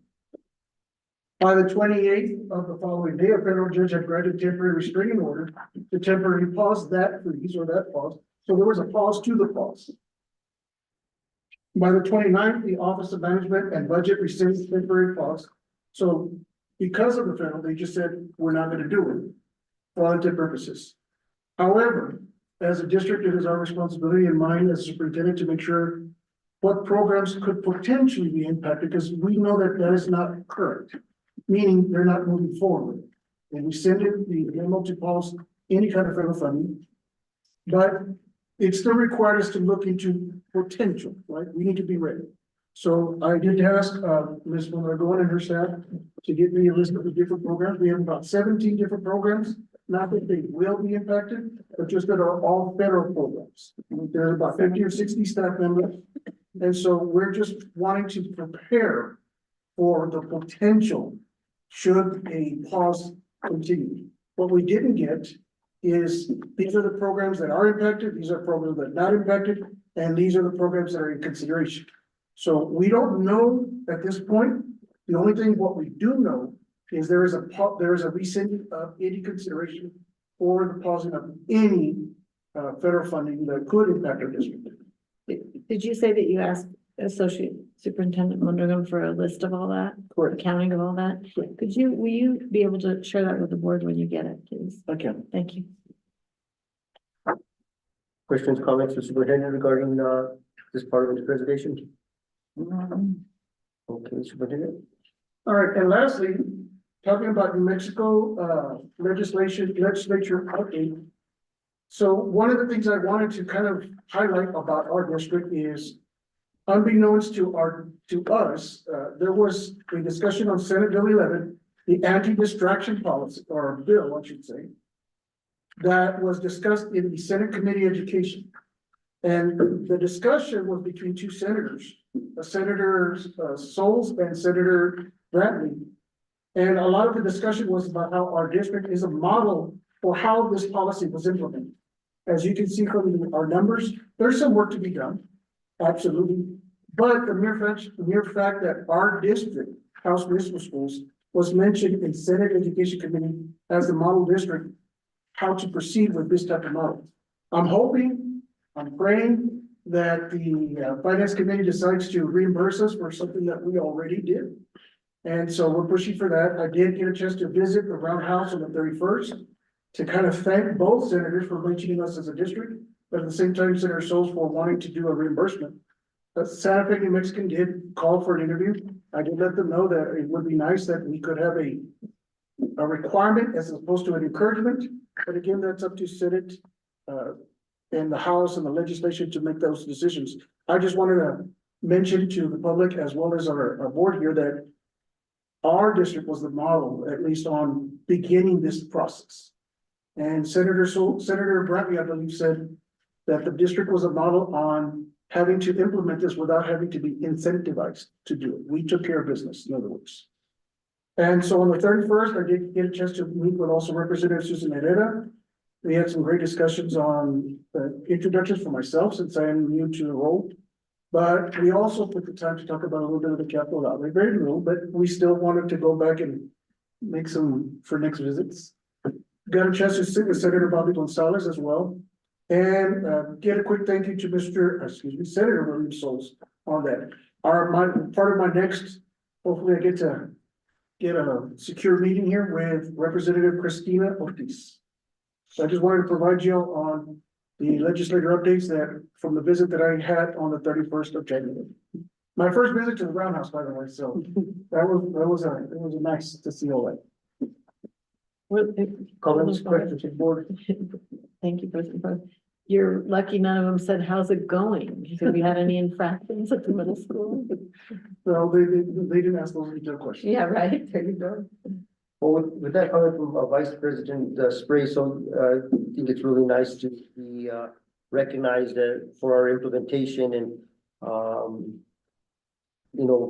moving this policy forward. Knowing that it still needs to work on some refinement, I think we really need to in continuing to be a leader and somebody that's looked to how are we going to address the disciplinary issues and enforce repeated offenses, kids breaking their pouches. How are we addressing that? Are we holding their parents accountable and the kids, are we billing them for the broken pouches? How are we doing with repeated infractions? Are we taking their phones away for the rest of the year? Are we suspending them? Because I mean, it's one thing to implement something, but it's another thing to let it not work as intended. Well, like they say in the book, we need to monitor our changes, continually monitor them. Yeah, and I know that this was an initial implementation of this, but I think, we need to be heavy-handed to some extent, because if we allow this continuous defiance of our policy that's in place by the students and not making parents aware, then, I mean, So President Rose, if I may, part of the policy that we adopted was also a discipline approach, a progressive discipline approach, which when in discussions on how we bring it up was, we are going to review data such as what we did here in the middle year to see how it is going. My anticipation is there are going to be adjustments into the progressive discipline approach that we took towards this and being one of the first, if not the first district to do this in the state. You know, when you're leading, there's no roadmap. We are building that roadmap. So I do anticipate that we will be reviewing our discipline approach that we adopted and probably adjusting it so that we can bring it back to the board for revision and adoption. Sounds good. But all part of David, I'm sorry, Secretary Trujillo's good comments of the data tells us a story, and now our data is telling us a story where we now need to adjust. Sounds good. And it should be, maybe, maybe they could break it down to find out how many are cell phone infractions versus the other. I think that would be a good, something to know. Board Member King, you had a comment? Yeah, it's, the point was made with board member Spray of sharing with us about the security. That's true. I mean, the kids are not, using the pouches. This is the elephant in the room. We're short of staff. So we need to address, we really need to put that front and center back again and the urgency of it. We need to address the housing issue. Committee needs to come together. We need to meet as soon as possible, superintendent, so we can start. You know, we're halfway through the year now, the other side of it, and we need to, we're gonna have that conference. Let's reach out to the school districts that's done the teacher housing so we can, hey, what are your success? What's your failure? We can start moving forward because we have those vacancies and we need to address, someone needs to be there. These kids are coming and going in the parking lot. They're not adhering to the cell phone policy. They have it in their pockets. They have it in their backpacks. I mean, the middle school kids, I think, are not as seasoned. Is that the word to use? The high school kids are seasoned. They know how to work it. So it's unfortunate.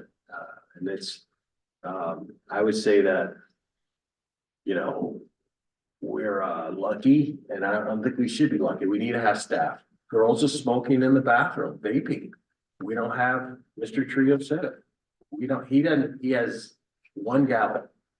Needs to be in staff. I mean, so how many teachers are policing the bathrooms? And it's unfortunate. I mean, if those kids want to smoke, but there's consequences of smoking, vaping, whatever you call it.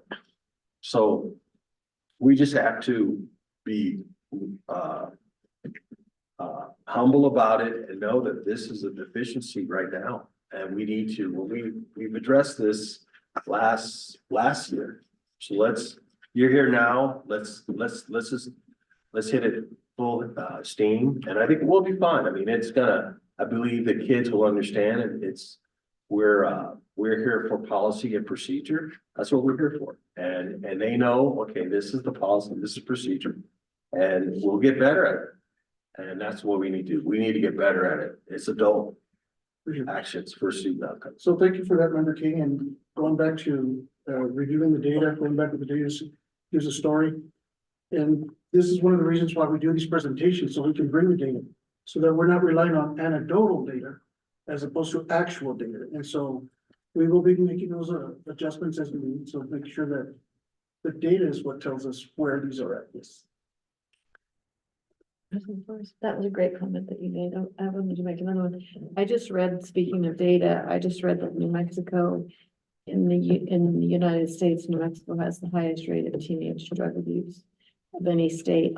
I'm wondering if because we have that data, that there might be some, I don't have any idea what will happen with the current administration, but there might be extra money that we could get because of that poor data, that poor ranking in the data. Exactly. That is part of what the legislation is wanting to address this year, and we're hoping that they do pass all that funding for legislation to address the drug addiction as well as the social emotional aspect of it. Yes. Yeah, the mental health stuff. Also, Member King, I want to compliment you for bringing up the housing thing, because this is so many pieces to this puzzle for how we take care of the kids. There's so many pieces that getting them, focusing on all of them is a lot. It's a lot.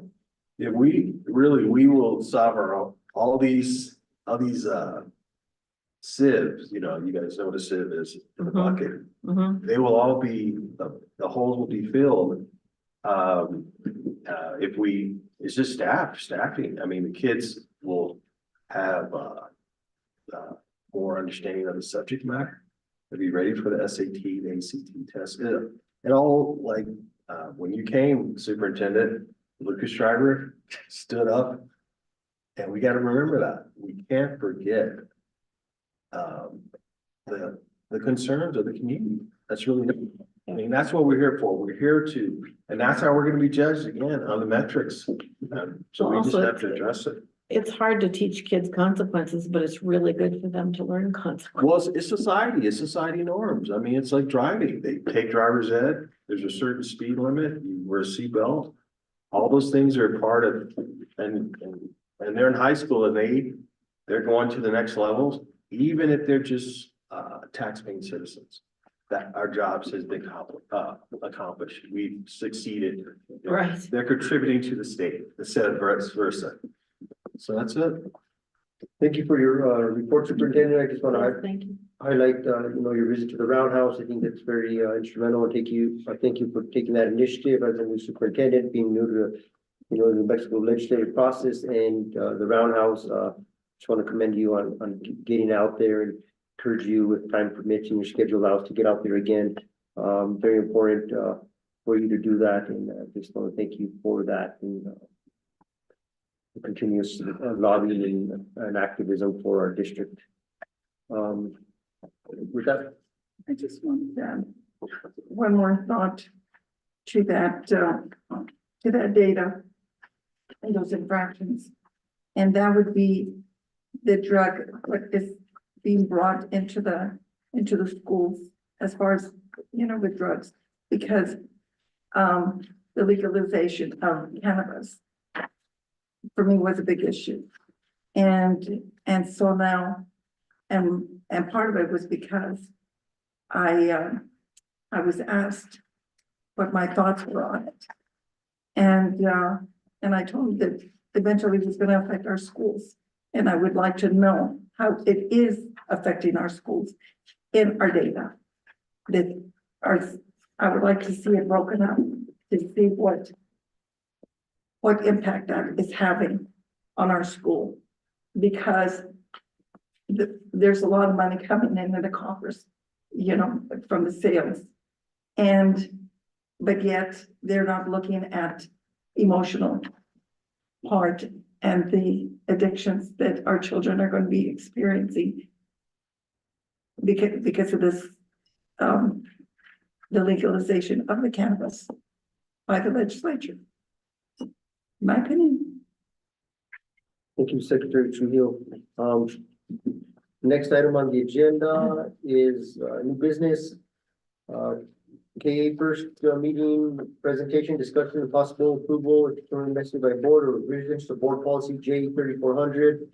JRH student interrogation, searches and arrest, Superintendent Leggett.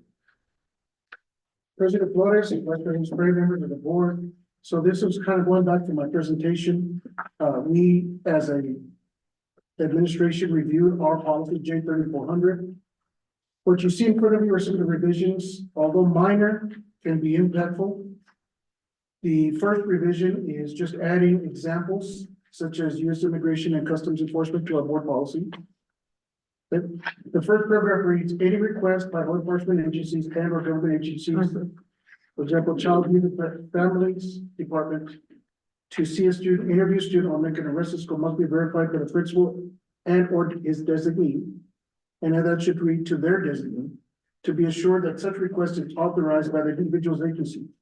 The principal requests identification and written authorization form, which is what I presented during my presentation, to the individual and will verify the legitimate request by the individual's agency by telephone. The current policy reads the elementary principals must notify the office of the superintendent each time the police are on campus. The current policy also states the middle and the high school utilize a district SRO. We currently do not have a district SRO. So what you see in this first paragraph, and this is where the changes are, is included a verbiage to include use of immigration, customs enforcement, etc. That's not to limit it, but that's also to include. The other one is in lieu of just having an elementary principal, all principals must follow this practice. And to clarify that at the middle and high school, we do not currently have a district SRO, so because of that, we need to strike it out of policy so that all principals follow the same process, which is to request identification, written authorization, verify legitimacy, and contact me as the superintendent regarding whether they are able to enter or not. Thank you, Superintendent. It's pretty straightforward, from my perspective. I think, in the days and times that we're living in with with what we're addressing, coming down from the federal level and to protect our families and those students that attend our schools, no matter what their, citizenship status is. They're still our students. They're still a family, they need to be protected. The revisions are pretty straightforward and minimal. My perspective is with the board, so desires, we can go ahead and move forward with, adopting this policy as, revised. I agree. A second, Okay, so, they make a motion. would I like to entertain a motion? Would like a motion to adopt a policy and just state the policy? And maybe read through do we read through the revision? Just the first paragraph, I do have, Mr. Gino here, who could probably provide some guidance, but if I'm not correct, Mr. Gino, and he's been in the background the whole time, just so that you know. Gino, if I'm not mistaken, we just can recite the corrections, correct?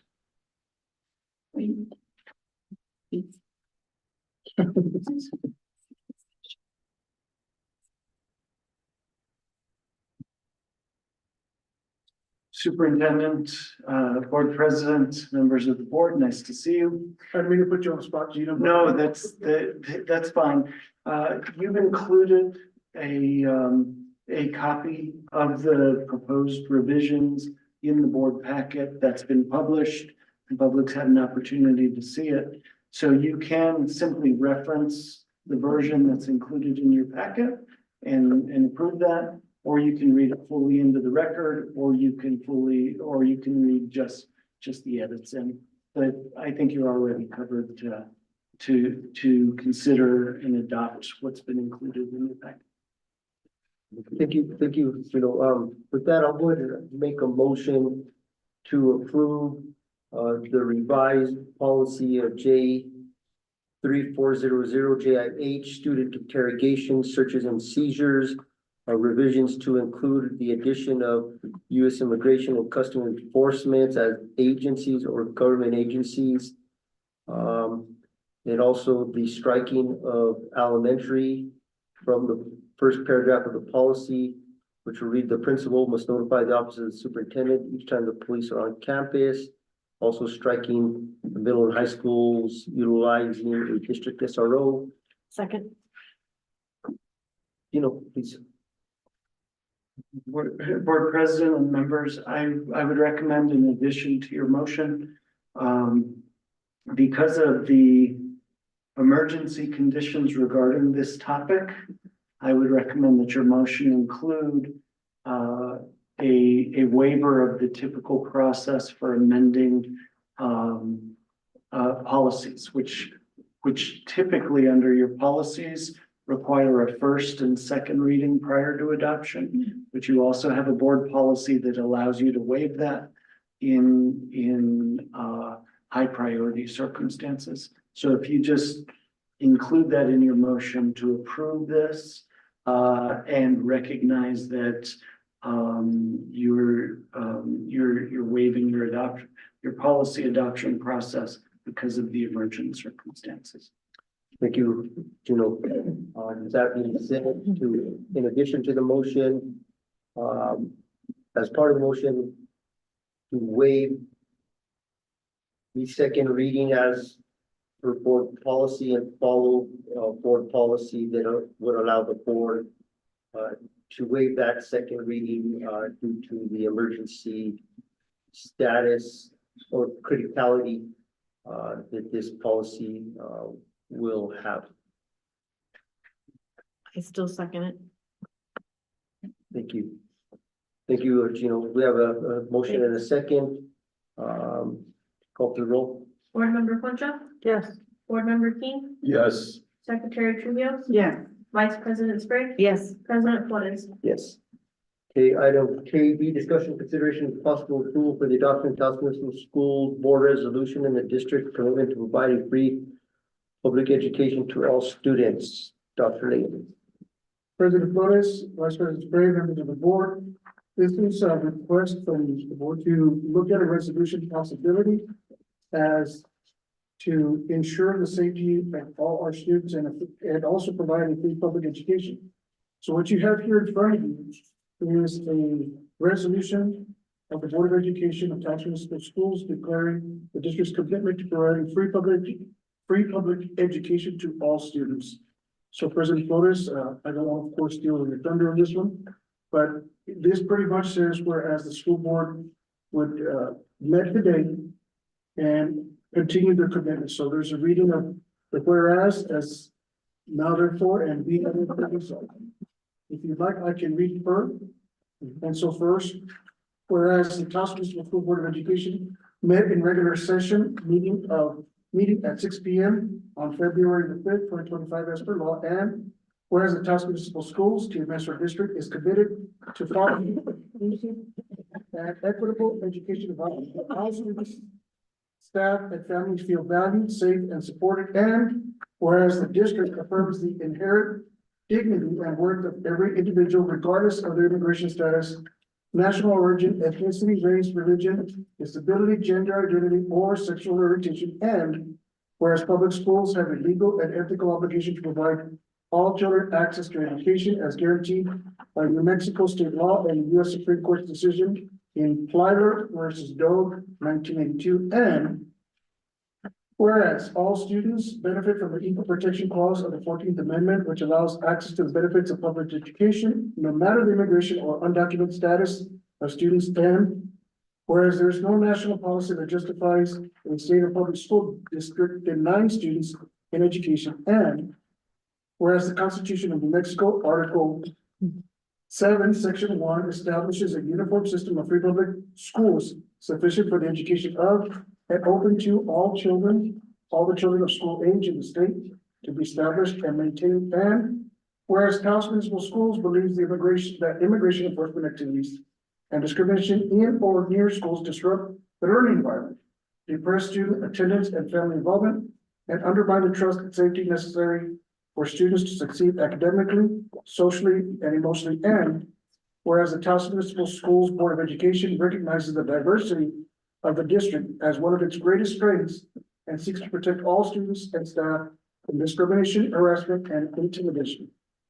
Now therefore be it resolved that the Taos Municipal Schools Board of Education is committed to providing a free public education and creating a safe and inclusive environment for all students, staff, and families, and be it further resolved that the district shall not collect or disclose information regarding the immigration status of students, staff, or families unless required by law, nor will it facilitate federal immigration enforcement activities in any way that is not mandated by federal or state law. And be it further resolved that the district shall provide training for staff and administrators in furtherance of this commitment to students and families, as well on best practices or maintaining safe and inclusive learning environments. And be it further resolved that the district will collaborate with community organizations and other service providers in an effort to inform and empower the community and provide resources as appropriate to address specific needs. And be it further resolved that the Taos Municipal Schools Board of Education directs the superintendent to take appropriate steps to implement this resolution and communicate its principles to the entire Taos Municipal Schools community. Passed and adopted by the Taos Municipal Schools Board of Education at a regular meeting held on the 50th of February, 2025 at 6 p.m. by the following vote. And this would be for each of the board. And just to kind of go back, Mr. Superintendent, we can go ahead and vote to approve this tonight without having, obviously, it's not a policy, it's a resolution. Would we need to do anything special in adopting this? Here he comes. Did you see Gino going ready? Here he comes. Board President, members of the Board Superintendent, for resolutions, there is not a policy requirement for first and second reading. You are able to adopt it on the first occurrence on your agenda. So to answer your question, nothing special to be done. If I may comment, Taos Municipal Schools is ahead of the curve in New Mexico. Many school districts are considering a resolution, but Taos Municipal Schools has really driven the first iteration of this resolution. And if passed tonight, it really has an opportunity. I'm sorry, I've been leaning one way on the board. Sorry about that. It really does have the opportunity to be a model resolution that several school districts are in line to follow. Thank you, Chief. I appreciate that. Comments? To me, I think that we're being a little presumptuous. And to me, there is more to be learned from what is really meant by the executive orders that the president has signed regarding anything of this nature. So to me, I personally think that I would rather wait for a while and just see how it is perceived and how it plays out for Taos Municipal Schools, in my opinion. Secretary Hill, I respect your opinion, but I do believe, I must disagree. I believe that right now, what's being handed down by the federal government, I don't agree with it. I think we have a duty to protect those individuals that attend our schools, our students. They do have a right to an education, despite their immigration status. We are here to serve youth at any age, provide them an education, and my stance, and it has nothing to do politically, Democrat or Republican. It's a humanity approach to this, and to be able to just send federal agents into a public school. And everybody has their own personal opinion in regards to gender identity or sexual orientation or immigration status. But at the end of the day, I believe that we're all humans. We all should respect the dignity and worth of every individual, as stated in this resolution, regardless of their immigration status, national origin, ethnicity, race, religion, disability, gender identity, or sexual orientation. The resolution is very clear and defined. I don't believe that it goes against anything that would otherwise be how we would want to be treated, despite our gender, our ethnicity, or national origin. And I don't see any reason to wait to see how anything plays out, because if we wait, I don't think it's gonna serve those individuals that that the federal government is going after. And I don't know how to word it correctly, it's just Way to protect our kids in politics should stay out of education. So this is just about really protection. That's how I read it. So it's about protecting the kids and the families there, especially. We're a country of immigrants, and everyone in that administration are immigrants. I think it's a sad day in America, because what was said, oh, I don't know anything about this, and now they're coming after education. I don't think it's gonna happen. Far as, I think it's gonna be a resistance, but it's not genuine. It's not genuine spirit of this country. This country is it's a country of it. That's the thing that makes it so beautiful. Everyone you don't want the same of anything. You know, I think people like a variety, that's why people go to buffets and go to different places, because so the whole thing is, there's a lot of fear, and I believe that this is misguided. I mean, I know you believe in higher power, and we're all children of God, everyone, and no one, we're all in this together. I don't think you're understanding what I'm saying. I'm just saying that I'm not ready to sign something like this right now. I'm not saying I won't be, but for me right now, I'm just not. Well, that's why it's a democratic process here on the board, and It has nothing to do with political, anything in politics. That's not you have your. my belief system, You and could vote no on it, and just like we've all had, times where we have not agreed, with the resolution being read, I would like to make a motion, to approve, the resolution presented by, and read by Superintendent Layton at this time. Is there a second? I'll second. We have a second. Can you please call for the roll? Board Member Concha, Yes. Board Member King, Yes. Secretary Trujillo, no. Vice President Spray, Yes. President Flores. Yes. Next item on the agenda is review and possible approval or discussions on school board goals and objectives.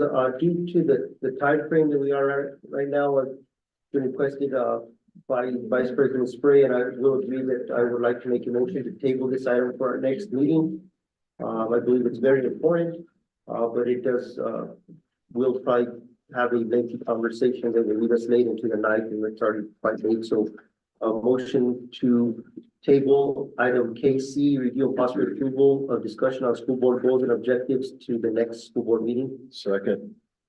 Second, can you call for the roll, please? President Trujillo, Vice Member Concha, Yes. Board Member King, Yes. Secretary Trujillo, Yes. Vice President Spray, President Flores. Yes. Item L, consent agenda, there was requested from Vice President Spray, in discussion, with Secretary Trujillo to pull item LA, out for discussion. So we'll address that, after,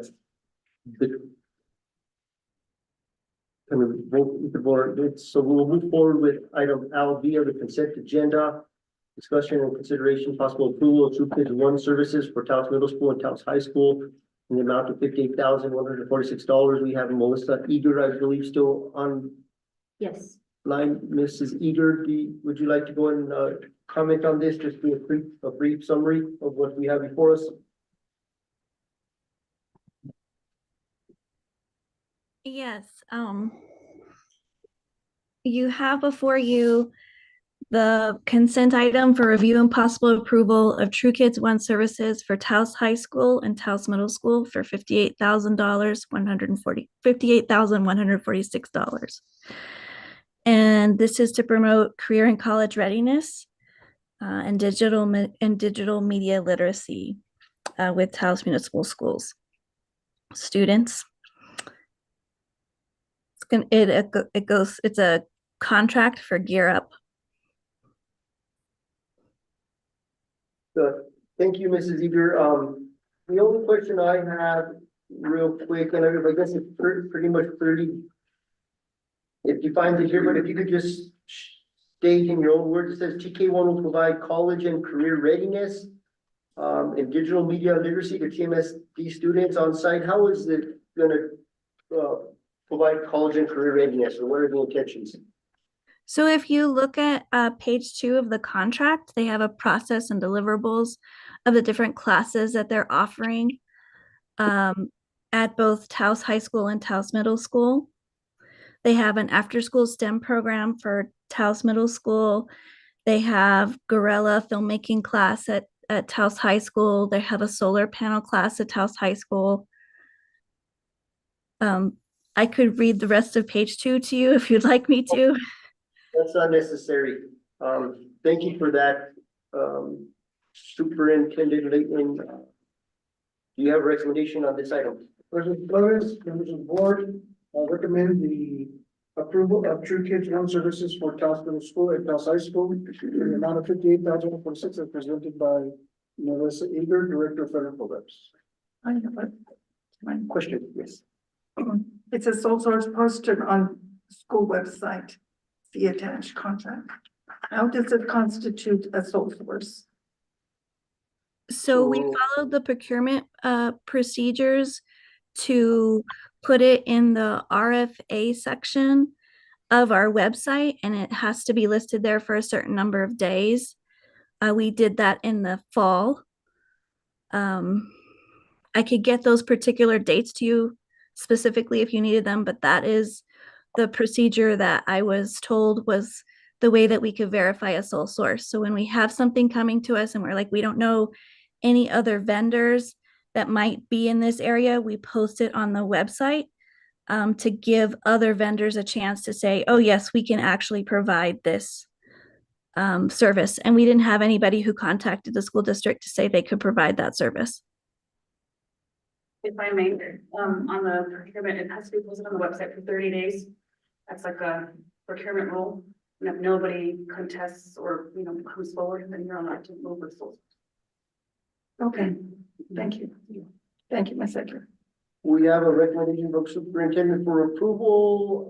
Would any member of the board like to entertain a motion for approval? Yeah, I'll make a motion to approve the consent agenda item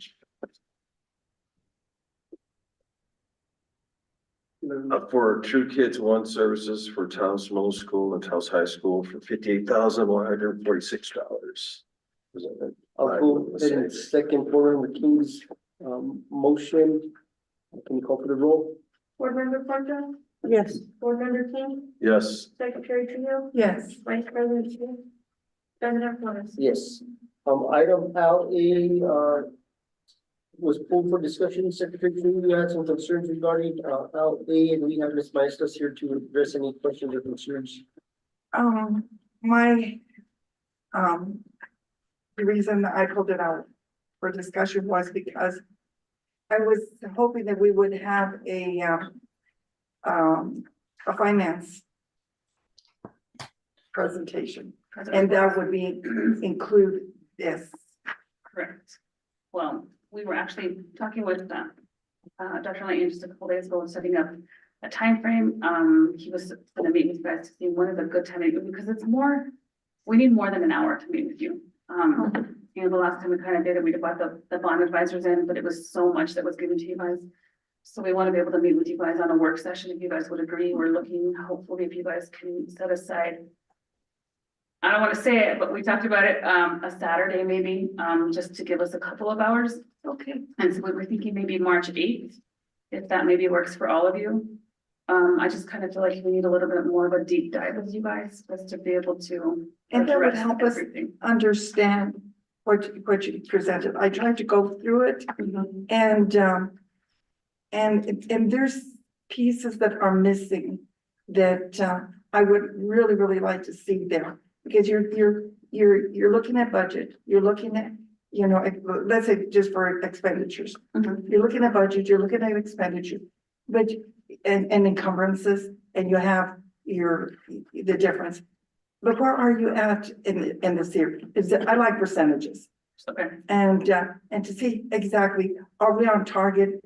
And if not, why the fluctuations? Because sometimes there are expenditures that occur at different times. But if we have that understanding, we can say, okay, that makes sense. And we can approve what's on here.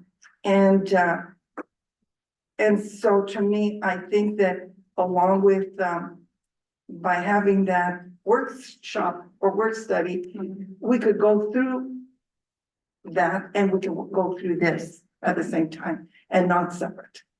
Okay, we can, if you guys would all agree, you don't have to agree right now, but you guys can talk about it and see if March 8th does work, or we can figure out another date. We're getting ready to work on budget, to be able to start having the budget meetings and present, because people have to have like a deadline of May 10th. We think that's the day that committee is gonna probably give us our due date, so we have to have you guys approve the budget all out before them. So I kind of want to meet with you guys a little bit earlier to start doing some more meetings to get you guys to Bring us up to speed. Yeah, but we need more than an hour. I know we were trying to do the finance meetings like an hour before, but it's just too much, like. No, I appreciate it. Yeah, very, very much so. David would be Because fine. it's, you know, the better we understand, I think, transparency, just, we're all in, you know, I concur. Then we can ask questions and no one's rushed and. Director Molestis, if I may, if this agenda item does not get looked at today, are there any repercussions to the district? Or are we not following any requirements by the state or anything like that? No, Dr. Layton, this is just a monthly report that we give you guys every month, so you guys can see the expenses, what we've, you know, where the balances are at, the expenditures, what vendors we've paid out, who's buying, you know, it's a lot, and so these are actually condensed, I know it's a lot already, but these are actually condensed, you know, reports to show you guys what is being spent, who's spending what grants, you know, are being expended, who's not spending, you know, what vendors, because I know, you know, what the forensic audit and all this stuff in the prior, you guys didn't get to see a lot of this before. So this is just like a nutshell of who we're paying, what vendors. I mean, pretty much everything. Part of our transparency. Just to be fully transparent. Quick question for Ms. Maestas. So this is informational material for the board to review. Not approving it or tabling it. To allow the board to review all of this information. Is that's an option. The other comment I have though is we have our finance director here who reviews all of this. We have our superintendent who is tasked with overseeing our finance director and the budget. What would, I guess, superintendent, what would you be your recommendation as the CEO of our school district in regards to this here? Does this need to be thoroughly reviewed by each board member to maybe if you have questions at a later date, then we could bring them forward to you? So right now, for each board member, if we had, there's nothing we could do. These are already expenses and revenue Yes, come in. President Flores, if I may, these are the monthly reports that we give you. So every month I give you guys, you know, the prior month and what the expenses were. And so these are the RFRs, like everything that we've spent from Mr. Renata Mondragon's programs to federal programs to, I mean, everything that is done in the district, Dr. Layton's spending. You know, the money that's coming in from refugees. You know, this is everything we give you every month. You know, every month you get these, and it's just kind of a summary of what's coming in, what's going out, just for the transparency for you guys to be able to see it and say, okay, we can see where this is going, what we're buying, what we're doing. So in my history on the board, this is a lot of information, and it's a lot of information to review prior to the board meeting. We have a finance director whose job is to ensure the fiscal accountability of the district, and Superintendent Layton, who is tasked with the fiscal accountability of the district. It's just a report. It would be my recommendation, or what superintendent, what would be the recommendation I asked you? President Flores, Vice President Sprague, members of the board, if you'd like, we can take it. We do have another board meeting on the 19th. Then we can place this on that agenda if you so choose as a board. That may give some opportunity to read this report on December's expenditures. And then by that point, we'll be giving you another one for January, because when the reports were due to Ms. Rail, it was like 3 days short of giving you January, so we'll give you January and come again. So You're missing the point that I'm trying to make, and that is we'd like to be able to sit with you and get a good understanding on how to review this. And we just reviewed one for UNM. And there was a portion that I really liked, and it had exactly where they were at the in percentage for the year. Beginning of year, middle of year. Yeah, and to me, this is a lot of numbers. And if it could be condensed in a way that we could find a way to do this. And I'm sure the system can extract it. But but if you could, and if not, help us understand, really. Like I said, I went through some and some of them made sense to me. And then I thought, no, I can't spend all this time going through all of this because I need to hear from you. But if we understand it and we're hearing it, then we could say, okay, I get it. And we could approve it and no problem, because they're already done.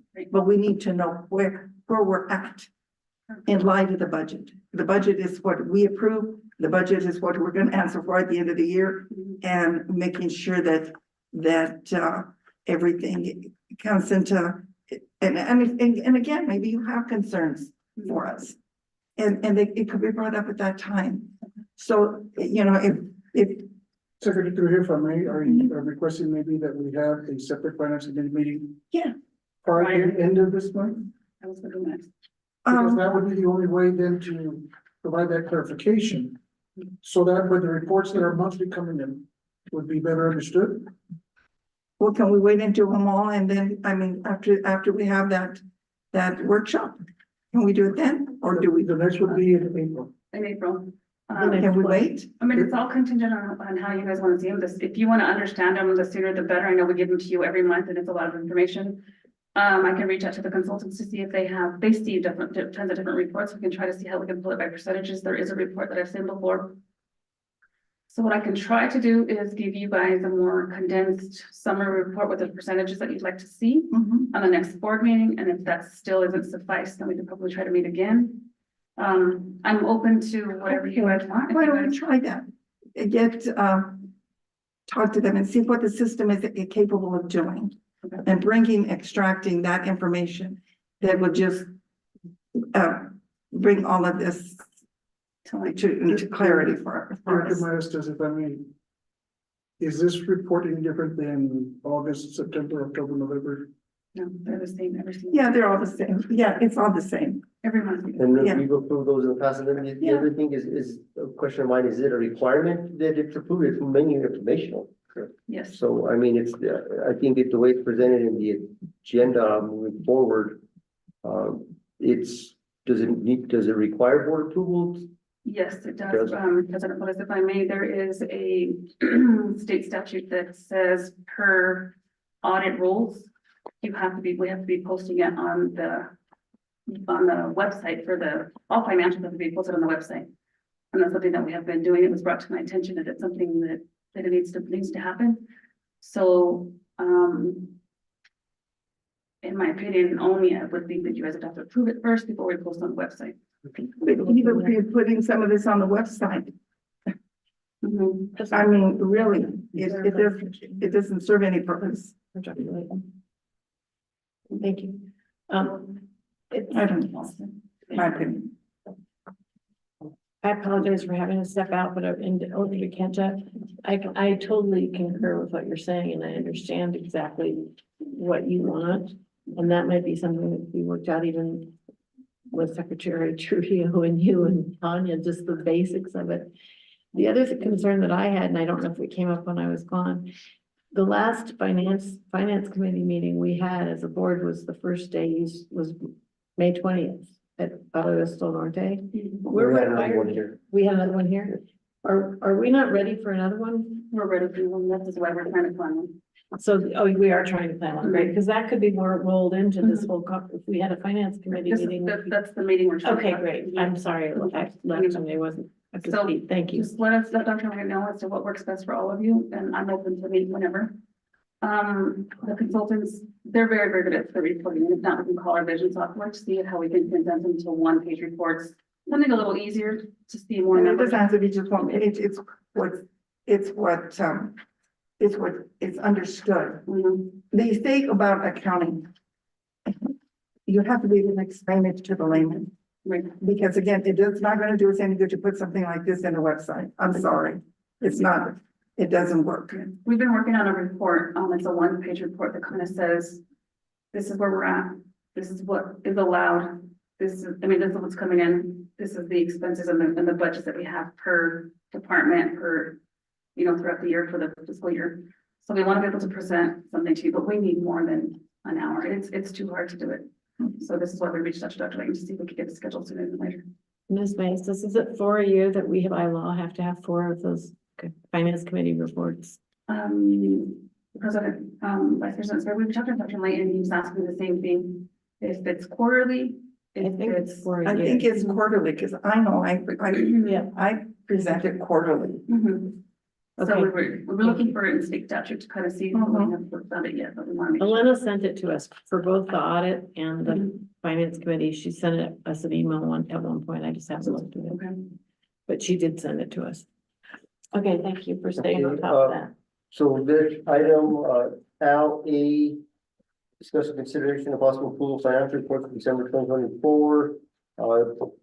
Due to your concern, Secretary Trill, would you like to make a motion to table this item?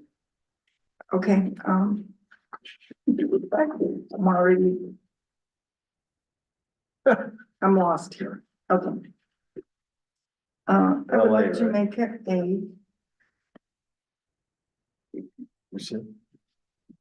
I'd like to make a motion to table. Letter L, from the consent agenda. Letter A, discussion, consideration, and possible approval of financial reports for December 2024 by Ms. Tanya Maestas, Director of Finance. There's a motion, is there a second? Second. Call for the vote.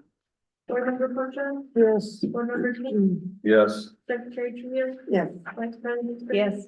President Flores? Yes, okay, item M, executive session pursuant, thank you, Yes, thank Ms. you. Vice President. And executive session, MA pursuant to NRSA section 10-15-1H5, discussion of bargaining strategy preliminary to 2025-2026 collective bargaining negotiations. For the record, it is 10:25. I make a motion to enter into executive session. You have a second? Second. We have a second from Board Member Poncha, the roll. Board Member Concha? Yes. Board Member King? Yes. Secretary Trio? 1 and 3, Secretary? we're going to executive session. Vice President? Yes.